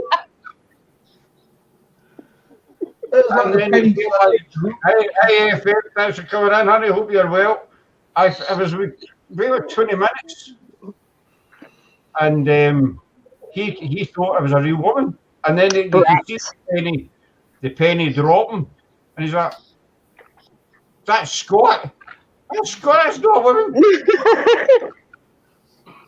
But then obviously tried to cover it up, you know, have to say. Oh, I know that. Yeah, I know that. Like, I knew all along, but it took. So I don't know if it was an insult or a compliment. Yeah, but you did the makeup and you carried off the persona so well. Yeah. That must have been somewhere between 10 minutes and half an hour that Eli was there before he realised. Well, the first time seeing Granny, anyway, she looked like Scott, so I didn't feel. But not Eli. I couldn't get away with it. He was convinced I was a real woman. That's why every time I drive up to meet Granny, she has to. Well, let's just say doggy fashion involved. What did you say there? Did you say doggy? I said that explains why every time I meet up and let's just say doggy fashion's involved. always wondered why she wanted me to reach round. I'm going to get the cat. I'll be back in a minute. I'll let you chat with Claire. All right. Right, pick your brains, Claire. Nettles. Yeah? Yeah. When it's flower, you grab the flowers, pull them out, suck them, and they're gorgeously sweet. I've never done that, Andy. You never tried it? Well, next No. spring, Thanks for asking. when the nettles in your local area, preferably where the dog walkers don't go, flower, pull out a bunch of flowers. That's normally my house that does that. Just got to set the alarm off again. I'll do it now. I'll definitely do it now. Yeah, they're really gorgeous and sweet. I was wondering if they're used in potions and shit. Well, we use potions. Another way of putting it. Herbalism, but we do use them. Yes, they are used for various things. I mean, yellow itself is seen as an invigorating colour and a sweet colour to add to things. So we use them in many aspects. It's like your nettle tea is very detoxing, but you've got to make sure that you do it right, obviously, with the nettles, and also you've got to check your contraindications, so what medications you're on, because it can do things to the body, enhance it in ways like its circulation, its heart rate, things like that. So it will detox, but it can also cause problems if you're on certain medication. Yeah, a bit like many medications. If you have Oh, too yes. much of something, it becomes toxic. Yeah, absolutely. You are being watched. What are you doing? Look. Just see a wee head sticking out. There. I can't even bloody read it. I'm using my phone, you see. I've only got my prescription cannabis. Yeah. I've only been pushing since the day it became legal. They only legalised it for epileptics.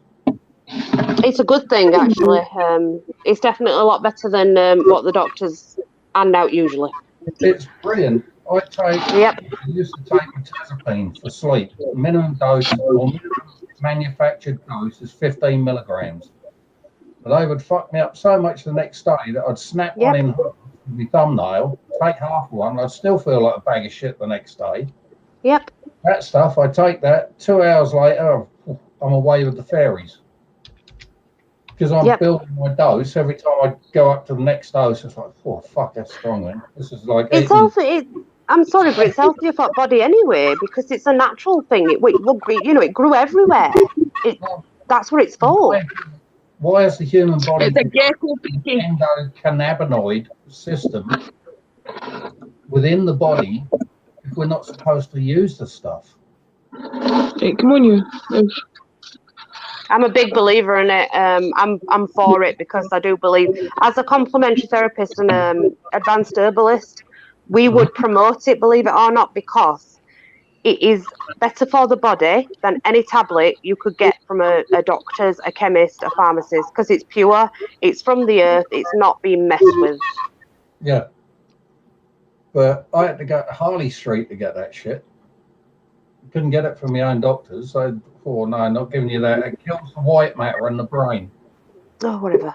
5 times I asked him for the doctor's name, science papers number, what medical journal, what issue was it in, this, that, and the other. Because I don't so much study it, but I sort of follow that shit.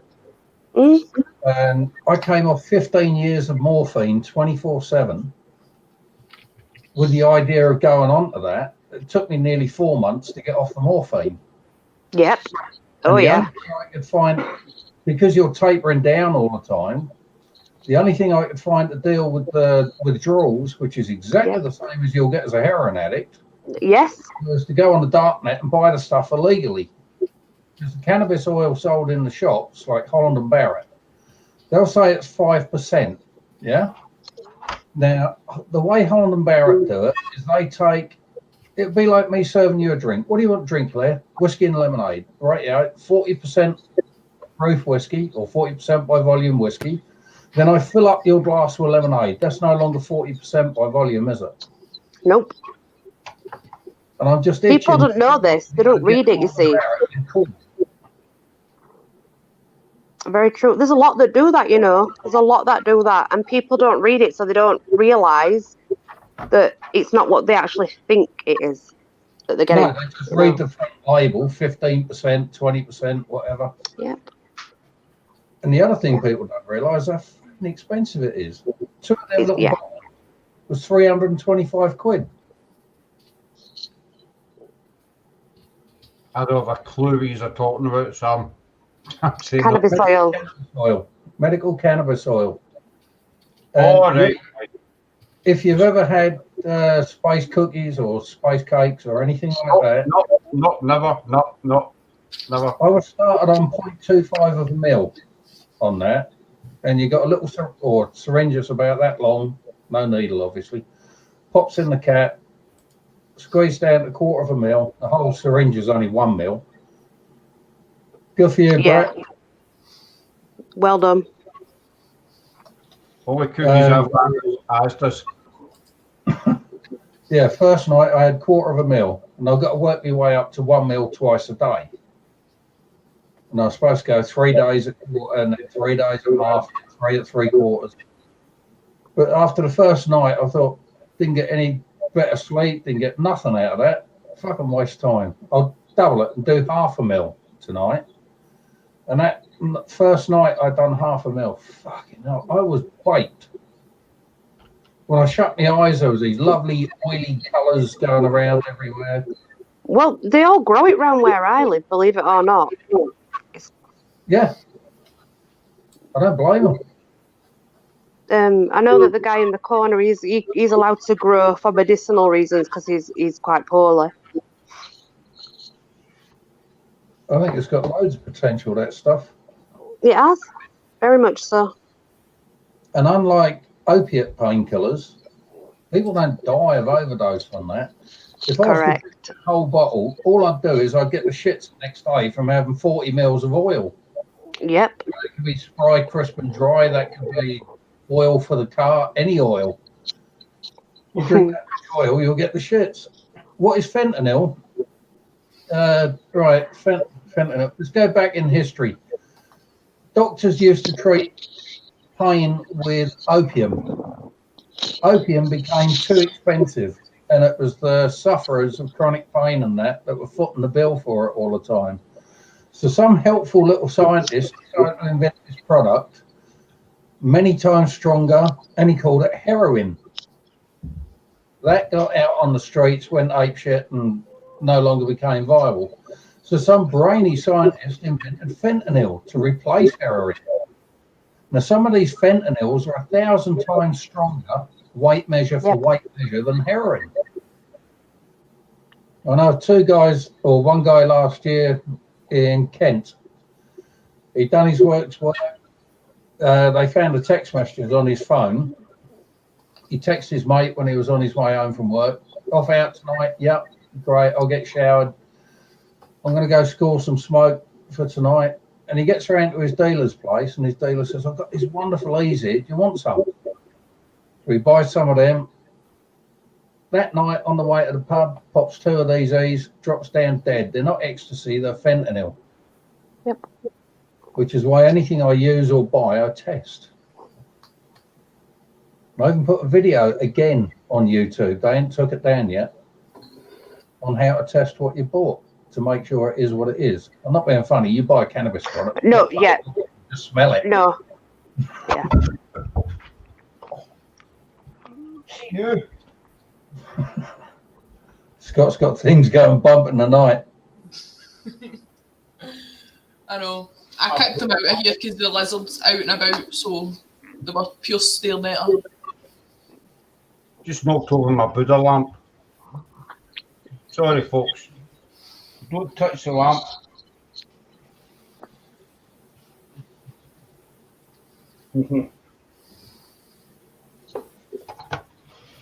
Yep. And do you know how many doctors will easily give you stuff that's addictive to your body and not even tell you until you're actually ready to come off it? And they'll be like, well, you can't just come off it. We've got to wean you off it.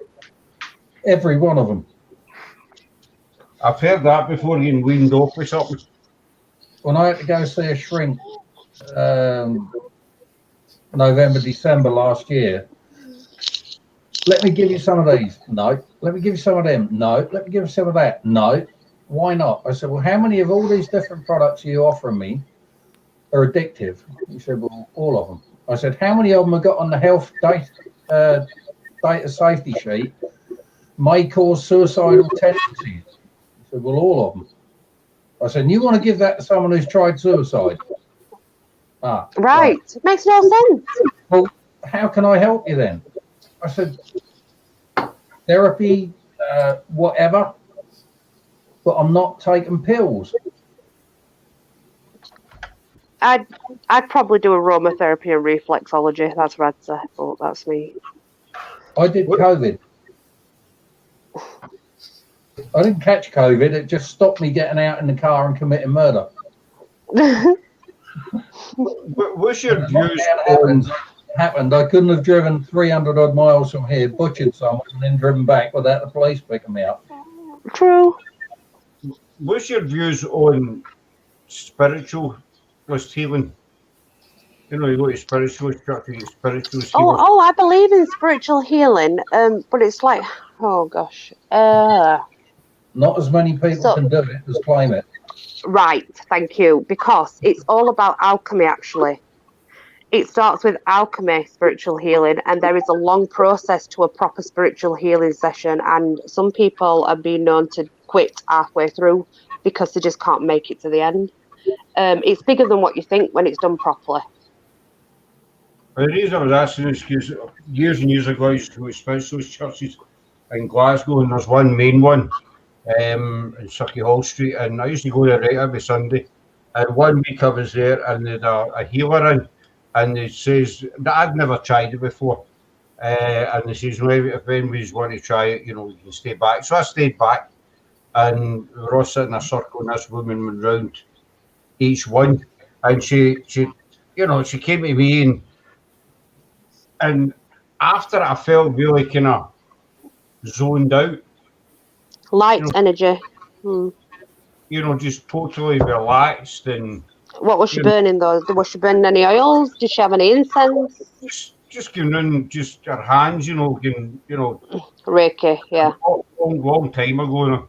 But I always remember just because I was driving home as well, and I had to wait a wee while before I would drive, you know, because I was just totally kind of I would say stoned, but I've never been stoned, so you know. But that's the sort of, yes, that's Reiki. I've done Reiki on a few people and had that happen to them.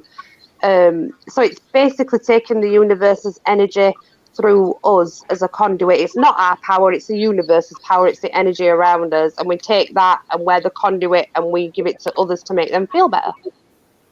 Right. Because, you know, as I say, I've never tried it. I've always have believed in spiritualism and spirits and what have you, but when I thought, I don't know, you know, I'll try it and see, but after I was... If it helped you, then definitely, why not? Oh, no, I did, because after I was sitting with a wee kind of foy bit, and I had to sit there, and I was thinking, you know, what the... You know, you're kind of sitting there, and you're sitting there, but you're not sitting there. You feel as if your body's sitting there, but you're up walking around the room. Aye. Do you believe, though, it could be because the thought had been put in your head, so you were thinking it anyway, so subconsciously you had that feeling? Possibly. I mean, I'm not saying it is. I'm just curious to what your thoughts are, if that's possible. I mean, I don't really know what I thought. You know, it's just... It's hard to describe. As I say, I was just kind of zoned out. It's the best way I can describe it. You know, you're sitting there and you think, you know, what was that all about? You know, I never actually, I should have done it again, but I never actually done it again. But I would like to try it again. Yeah, I bet. I think it's something I would try for definite. Yeah. Just very relaxing. There was a lady who used to come to my house before she lost half her foot, diabetes. She used to massage. She also done Reiki. I do both, yeah. I was lying there one day, having my back, neck and shoulders done as normal. and the weirdest fucking feeling, like I was actually floating off the bed. Yep, that's Reiki. And she's going along. She said, "Right, I've got to stop now." Oh, right, yeah. And whatever. And afterwards, she said, "Was that strange for you?" I said, "That was really fucking strange." Why? She said, "Because my hands were suddenly burning. Whenever they touched your skin, it was like I was touching boiling water." You know to stop. Yeah. She's got to come to Canada, I'll throw stones at you. It's a nice offer, Freaky. You know, thanks for the offer. I'll take it under advisement, and I'll give it back to you. That's what I'll say. I can think of, you know, some people who are already want to throw stones at me anyway, but you know. It does, Brett. It encourages the endorphins, but also some oils work on the endocrine system. When they work on the endocrine system, they work on the hormones. And when they start changing the hormones in the body because they're going in through the skin pores, you can get an enlightening effect from the oils as well, yeah. Years ago, I was haunted by something, right? I've had people say, "Oh, it was a demonic presence." I was going to doctors and trying to get him to sort out what I thought were some sort of waking dream. And in these things, I'd be pinned down in the bed, couldn't move, couldn't speak. Just bad dreams. There's nothing you can do about it. I woke up one morning, went for a shower, and my back was sore as fuck. Felt like it'd been sandpapered in the night. And I sort of turned like that to have a look, because I honestly thought I had like grays or something down it. Big, wide grays. And there's bite marks and finger marks, nails and shit like that, you know, and they're bruises that weren't there yesterday night alone, so it wasn't no kinky session that just got out of control. And I said, right, made an emergency appointment, go see GP, go in there. I said, right, these fucking dreams, oh, not them again. I went, yeah, have a look at this. And all over me back, the backs of the tops of my arms, there's bite marks, nail marks, and like finger marks, like they're trying to drive the fingers into your flesh. Yep. And he was just dumbfounded. The first year of, or the first 2 years of that happening, I think I spent about 12 grand on different hypnotists, Reiki artists, and the other to try and get rid of it. I did find a way of getting rid of it, and that's a hypocritical way because I don't believe in it. Told you who that was, Andy. You did? Who? It was Ting Tong from the escort agency.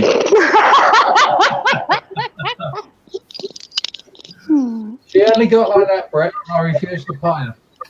Suki $10. I wasn't ignoring your post, buddy. I was just Andy, how did you get rid of it?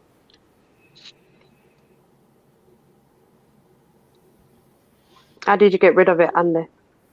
I don't believe in religion. All right, I'm not singling out Christianity, Muslims, Catholics, any. I just do not believe in religion. To me, it's power grabbing and manipulation of the population. I believe that too. I believe there are good morals to be had from the books, but that's it. And after spending that 12 grand, moving 4 times, and the fucking thing's still following me, one of my mates said to me, "Look, when you go to bed, just say the Lord's Prayer." Fuck off. Don't do that shit. And that was the end of that conversation. That night, I go to bed, I'm lying there, I'm about to turn the light off, and the apprehension sets in. Oh, fuck it, there's no one else here. And I said it. And that was the first night in about 5 or 6 years that I was left alone. Were you attacked by ethereal energy that was still going back to its vessel, or was it something that was completely on the other side? It just started one night in a house that I lived in for nearly 5 years. But what I'm trying to say is, was it astral projection from a person coming to attack you ethereally, or was it spiritual thing completely. The only time I saw it, I would always feel it was there. You feel it inside. And the only way I can describe that feeling is terror. Absolute terror. Yeah. Beyond fear. It would always turn up about 40 minutes after I'd turned the light off. And the first time I saw it was, I was just about to nod off and this fear kicked in. I was like this in bed, sat up. And there's a figure, all I can describe it looking like was someone wearing a wet black leather poncho. There was no face, just a dark area. And if you say that was the height of my bed there, it sort of stood up and it just, like it had gone down on an elevator or something like that. I was like sitting there thinking, fucking hell. And all of a sudden it just came up over the foot of the bed, on top, and it's pushing the covers down. But I've got one arm out of the bed now. And I'm trying to get rid of it and push it away.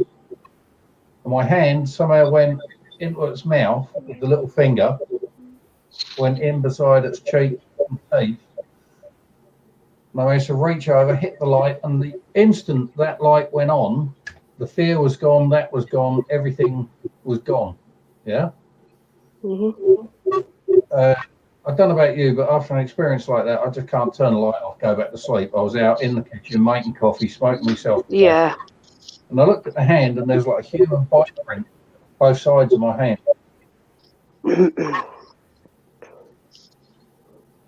I've been bit twice in my sleep, woke up with bite marks. Yeah. Yeah. But those marks on my back, they've broken the skin. Mine are not. I will look. Mine are not. You sure that weren't your partner just dropping a hint? No, I'm single. Unless it were dogs. Yeah, someone said, oh, perhaps it was a dog bit my hand. Yeah, I had a Jack Russell. You can see the shape of a Jack Russell's mouth compared to an adult human's mouth. Yeah, you could see it with you could see molars. You know, they've got, you could see the molars and the shape, and it wasn't actually an animal bite. Two sort of canines going into it. They're all relatively even teeth. That scared the shit out of me every night for years. Yeah, I know, right, Brett? That'd be like sat in the kitchen all night drinking coffee and smoking fags like they're going out of fashion. Yeah. I think I would be as well. Yeah. I'd have probably gone running down the street. Me, I wouldn't have even got dressed or anything. I'd be screaming round the streets like, help me, somebody help me. Well, even though I was just outside London, I was living in a place called Tilbury, set on its own, and it was on a riding school, set on its own little lump of land, completely surrounded by a ditch. Tilbury? Did you say Tilbury? Yeah, also known as Shithole. Brett, was Tilbury no a prominent execution site back in Tudor times? Tilbury. No, I'm saying a Tyburn. No, mind. I found out some weeks later, purely by accident, that the night this started happening, and it's probably just coincidence, but it's always stuck in my mind, they did a documentary on the man behind the Texas Chainsaw Massacre. Yeah. Because he actually came to Britain, and that's where he was. And where did he end up for the rest of his days? In Maidstone Neck, on the other side of the fucking Thames to where I'm sitting. Yep. Not now, then. Wow. Leatherface. I remember one mate, he said, oh, my wife's a spiritualist, she'll psychic or something like that. She'll come around, she'll cleanse your house for you. She got she got as far as the front door, went to step in, just backed up and said, I'm not going in there. That'd be me. I'd be like, I'll come and help you. I'll come and help you. I'd get to the door and I'd be like, I'm going to see you. I'd be like me. A bunch of chickens. I know. I am. I don't deny it. Oh, I'm the world's worst. I'm in the wrong profession, me. Right. Freaky, my first visit from that thing happened whilst I was sleeping on the living room floor because I'd blown my back out. My partner at the time had just gone off to bed. The living room was a long living room with two doors into it, one from the kitchen end, one from the hallway end. And I just about managed to get onto my left-hand side with my back to everything else. And I heard what sounded like slippered footsteps coming across the carpet. And I rolled onto my back, and I was just about to say something like, "What's the matter? What you forgot?" or whatever. And that was when I got pinned down. I don't recall anything like that.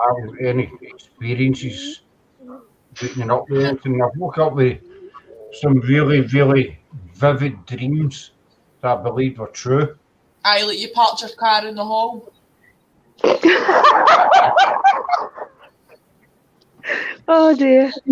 I used to stay up years ago. I used to stay in a top floor flat, and it was like 1, 2, 3, 4 stories up. I think it was, or 3 or 4 stories up. And one night, I had this dream that I'd parked the car in the hall, and I actually got up in the morning and went out into the hall to look for it. You know, I'd do the same. I'd be like you. I'd be like, "Where's my car gone? What the hell are you on about, Claire?" I was totally convinced my car was in the hallway of my flat. Oh yeah, I've done that many a times. Woke up and thought that the dream was like real. And there was another time, it was my ex-wife now, I had a dream that I'd bought her flowers, roses, and we had this huge argument because I was convinced she'd thrown them out. I was totally convinced I'd bought her roses, and we had a big ding-dong of an argument. And then she says, "You don't think maybe you were dreaming?" And then the penny dropped. I'd actually been dreaming that I'd bought her flowers after the big argument with that. I felt like a noob, shall we say. You know, I thought, "Oh, aye, maybe it was a aye. Wow. This was after an hour or so arguing with you. That's how much you love me. You throw the flowers. I went and spent money on it. You binned them. You know, I know you binned. I bought them. I remember buying them."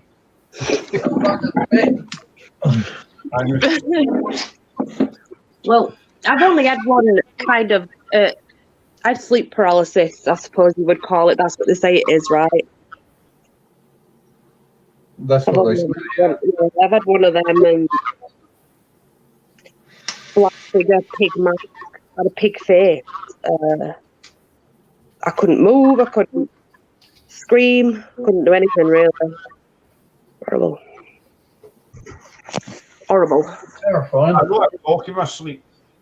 Well, according to Sarah, I talk my sleep. He does. It's the most random shite in the world. One night, before we got the cats, right, it was going on about how I had to get up out my bed to let this cat in because it was a shame the cat was locked out. But obviously, It's a perfectly fair comment there. He was arguing with me in his sleep that I was to get up and let this fucking cat in that wasn't even there.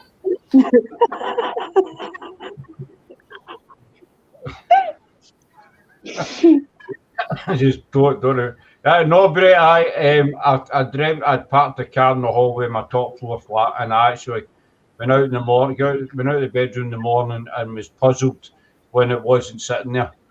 I was still down the stairs in the car park where I left it. You know what I mean? I'm assuming that's for you, Andy. You'd left it.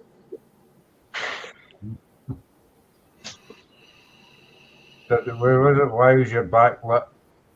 Not lit now. I heard her throwing the back out, but blowing, that's different.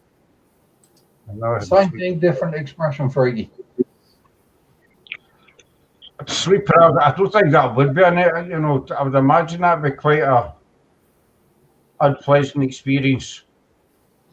No, not being able to move. Yeah, it's not nice. It's almost like you're aware of what's happening and you can see and feel things, but like you're paralyzed, you know? Yep. Yeah. When my son, The face was a pig. The face was an actual pig.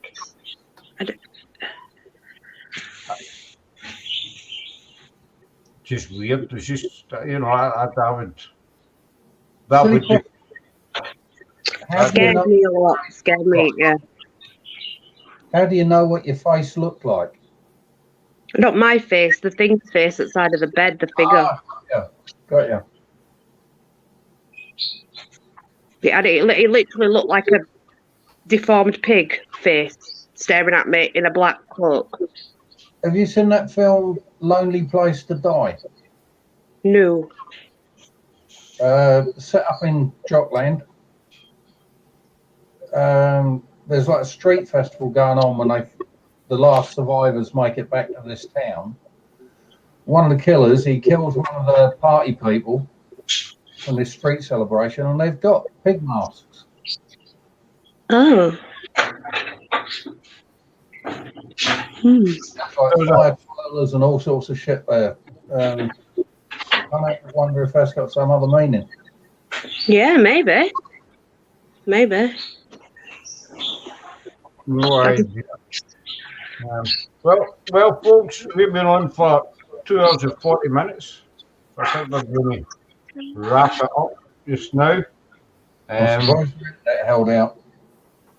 I'll tell you so much that I've got confidence there, Andy. That means a lot coming for you, you know what I mean? You're plum. Is that the best you could think of? Plum? I know. This is your channel, so I'm going to be polite. Just wait to get a hold of you on Saturday. It's somebody else's channel. Then I can fuck myself, right? Well and truly 3 times over without a reach around. You know what I'm saying, sunshine? I mean, I have enough trouble finding the bloody thing without a magnifying glass. wait till Granny gets a hold of you on Saturday. And I don't mean physically, you know, so don't you be getting all excited and start getting all these wee. I went out and bought. I don't want to hear what you bought. What did you buy, Andy? A pack of kitchen towels, especially for Saturday. Whatever you buy in your wee special shop is your business. As long as they give you the brown paper bag to carry it home in, that's all, you know, all that matters. You know what I mean? They make me put it over my head. When the live is done, can you send me the panel? When the live is done. Yeah, that way he can't go on. But he made the attempt. You'll have to remember. You'll have to remember channel links. I'm not sure what you mean, Tricky. When the live is done. Does it mean the channel link for other people? No, he means send the link for StreamYards after you shut it down, because that way he can't go on there. Ah. He never goes on any panels. Right, go you now. Great, it's been a long day. A long day, sorry. Claire Gilbert's been confused. You've got to remember, he's Canadian. That says it all. I used to have to get Brett to translate for me, but I've sort of got the lingo half figured out now. That did go right over. Well, there's not a lot goes, you know, there's quite a lot goes over there because there's fuck all that. Yeah. Basically, Brett, you know what I'm saying? It's quite aerodynamic. There's fuck all that to say, no, it carries Light, Scott, light just bounces off your head. I wouldn't say I would say it's more like fucking slides over my head, you know, like the hair dye that I tried earlier on. That was a waste of fucking time, I know. Try not using blonde this time. I'm never going to Tesco for hair dye again. It's crap. I'm going to stick to Superdog. I've dyed my hands, I've dyed my face, my neck's all red. Your hair looks lovely. You can't tell. Can't tell that you've dyed your face or anything. So looks beautiful. You know, you get all these shops and they've got all sorts of hair products. You know, for like blonde hair, black hair, brown, whatever. Even for your train wreck head, Andy, as well. They've probably got a hair product for that as well. You never see hair dye for bald men, do you? No. Yeah, he So does. Yeah, I he think does. that's baldest. You know, you get racist. I think it's quite baldest. Colours of hair dye, bald men, than what you Yeah, do for hairy men. It's made by Dulux. You think so? With that, you can draw a style on with a mascara pen. Thanks for that. So I've got a dry white marker here. We can draw you some hair on. I've got a pen here as well, Smarty. Yeah, But I mean, just get some Dulux or Crown. any hair product with a bald man. You know, I you mean, can you always can't. thread your head, you know, do threading that you do on eyebrows. We could do that and make it nice and smooth. Well, exactly. I mean, I'm not saying that we're going to use the products, but it would make us feel wanted. You know what I mean? You need Crystal Shine Polish, Scott. That's for bald folk. Scott, And the you hair- are wanted. You are wanted. I saw the posters in the police station when I was dragged off there the other day. All I'm saying is it would be good to be able to walk into the hair aisle one day and not think to yourself, well, this is a fucking waste of time. Do you know what I mean?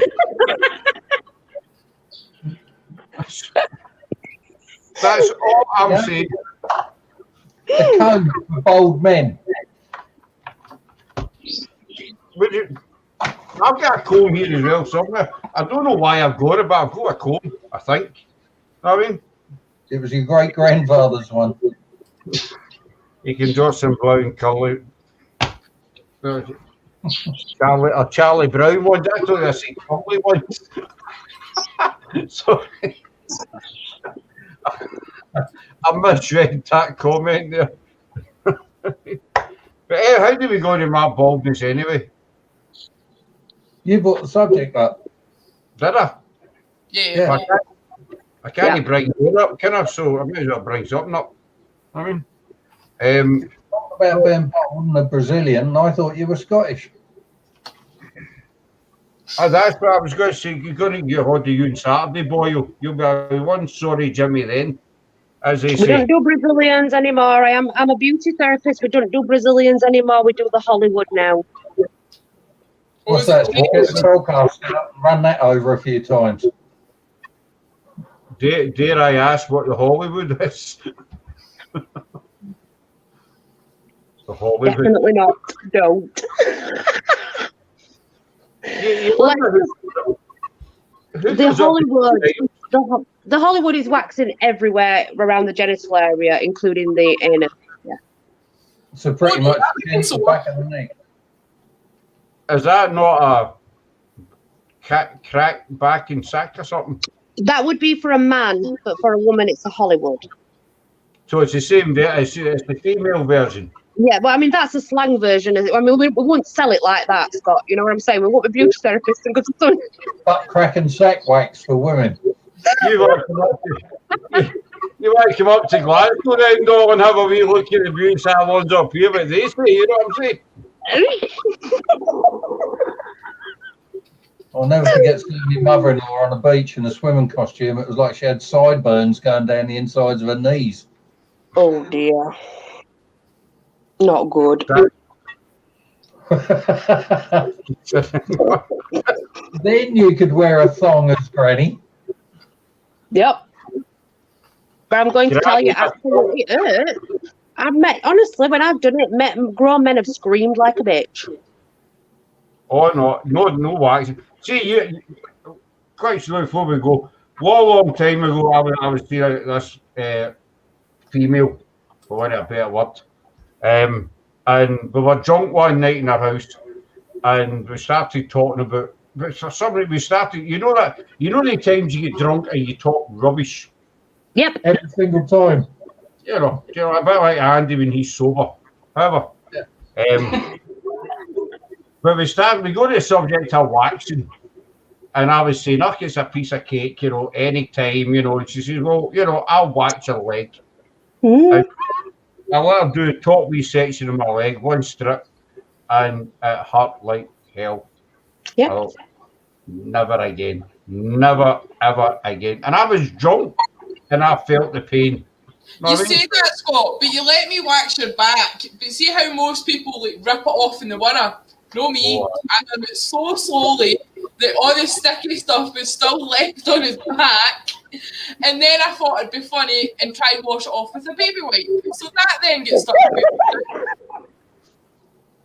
No, you know the worst bit, Claire, was the worst bit I'd seen halfway, which is, you know, doing the thing. She paused, you know, but she was, how do you put it, the pressure was still on. You know, she was still kind of pulling, but she was pausing. There's a lot more to waxing. You have to apply the wax going with the hair, and then you have to stretch the skin, and then rub, and then pull really quickly. No. Well, to be fair, we were very, very drunk, so... But my back was sober. What's even better? My back was sober, so it felt everything. You know, Let's get pissed and do some waxing. So popular it was. I was it's one of these pastimes that we have in Scotland. You know, you get hammered and you like somebody. You know, it's called wax a pal. Let's get drunk and wax a pal. Tell us that. Wax your mate. Oh wow! Many years ago, when my sister Scotland for a night out, you know, because you might end up with wax a pal. I got myself invited on this bloke's stag night, and we ended up back at my house. And my dad was away on holiday, and I thought, right, let's have a laugh. The groom, who's getting married tomorrow, is absolutely wankered. So I went and got this rickety old pair of scissors from my dad's drawer, tried to give him a trim, and that was like cut one, pull two. And he just sat bolt upright, going, "Oh, that fucking hurt." So we dragged him home to hit him and my sister-in-law's place. And she's like, "Oh, fuck. Can you take him upstairs and put him in bed?" So I sort of dragged him up there. Whilst after putting him in bed, I'll go for a piss. And in the bathroom, there's this tube of Imac. Oh God! So I coated him in it and left him in it all night. Oh my God! And he's standing there at the. You know it burns after a while, right? Yeah, I found this out later on that day. Yeah. He's standing there scratching himself on video camera. He just said, "You fucking cunt, I'm covered in blisters." He said, "Everything's fucking burnt the hell down there. It's blistered up." When Shell sees that, she says, "I'm going to have it." Well, she reckons she will reckon I've got a dose of some sort. Oh yeah. Yeah, I'm not being funny. You go to your wedding night, and all of a sudden you're blistered and everything down here. I was not popular for about 2 weeks. Because she made him go to the sexual health clinic where they kept all the blisters to try and find out what it was. He was too embarrassed to tell him that his new brother-in-law had coated him in Imac for the night.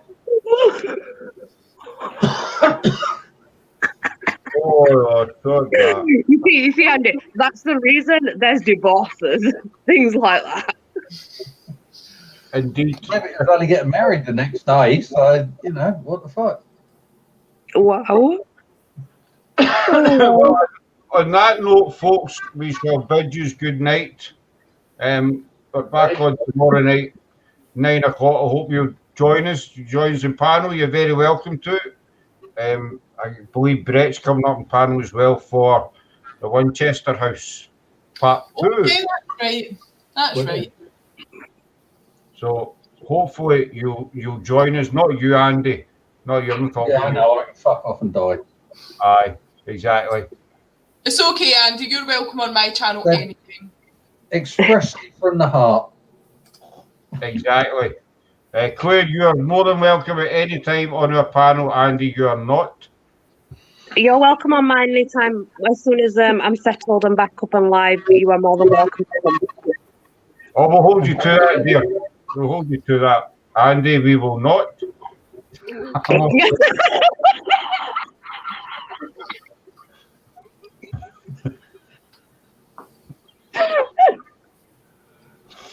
He knows I'm only being serious. It's kidding.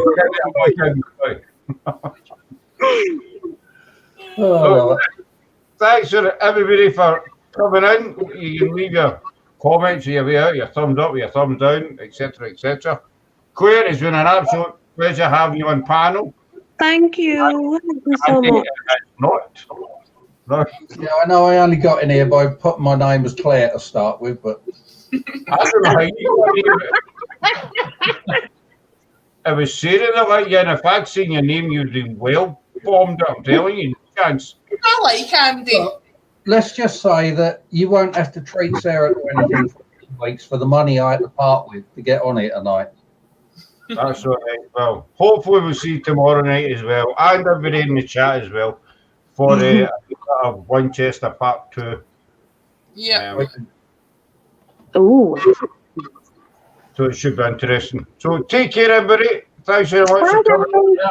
Night all. And we shall see you all later on. Thanks, guys. Bye. Good luck.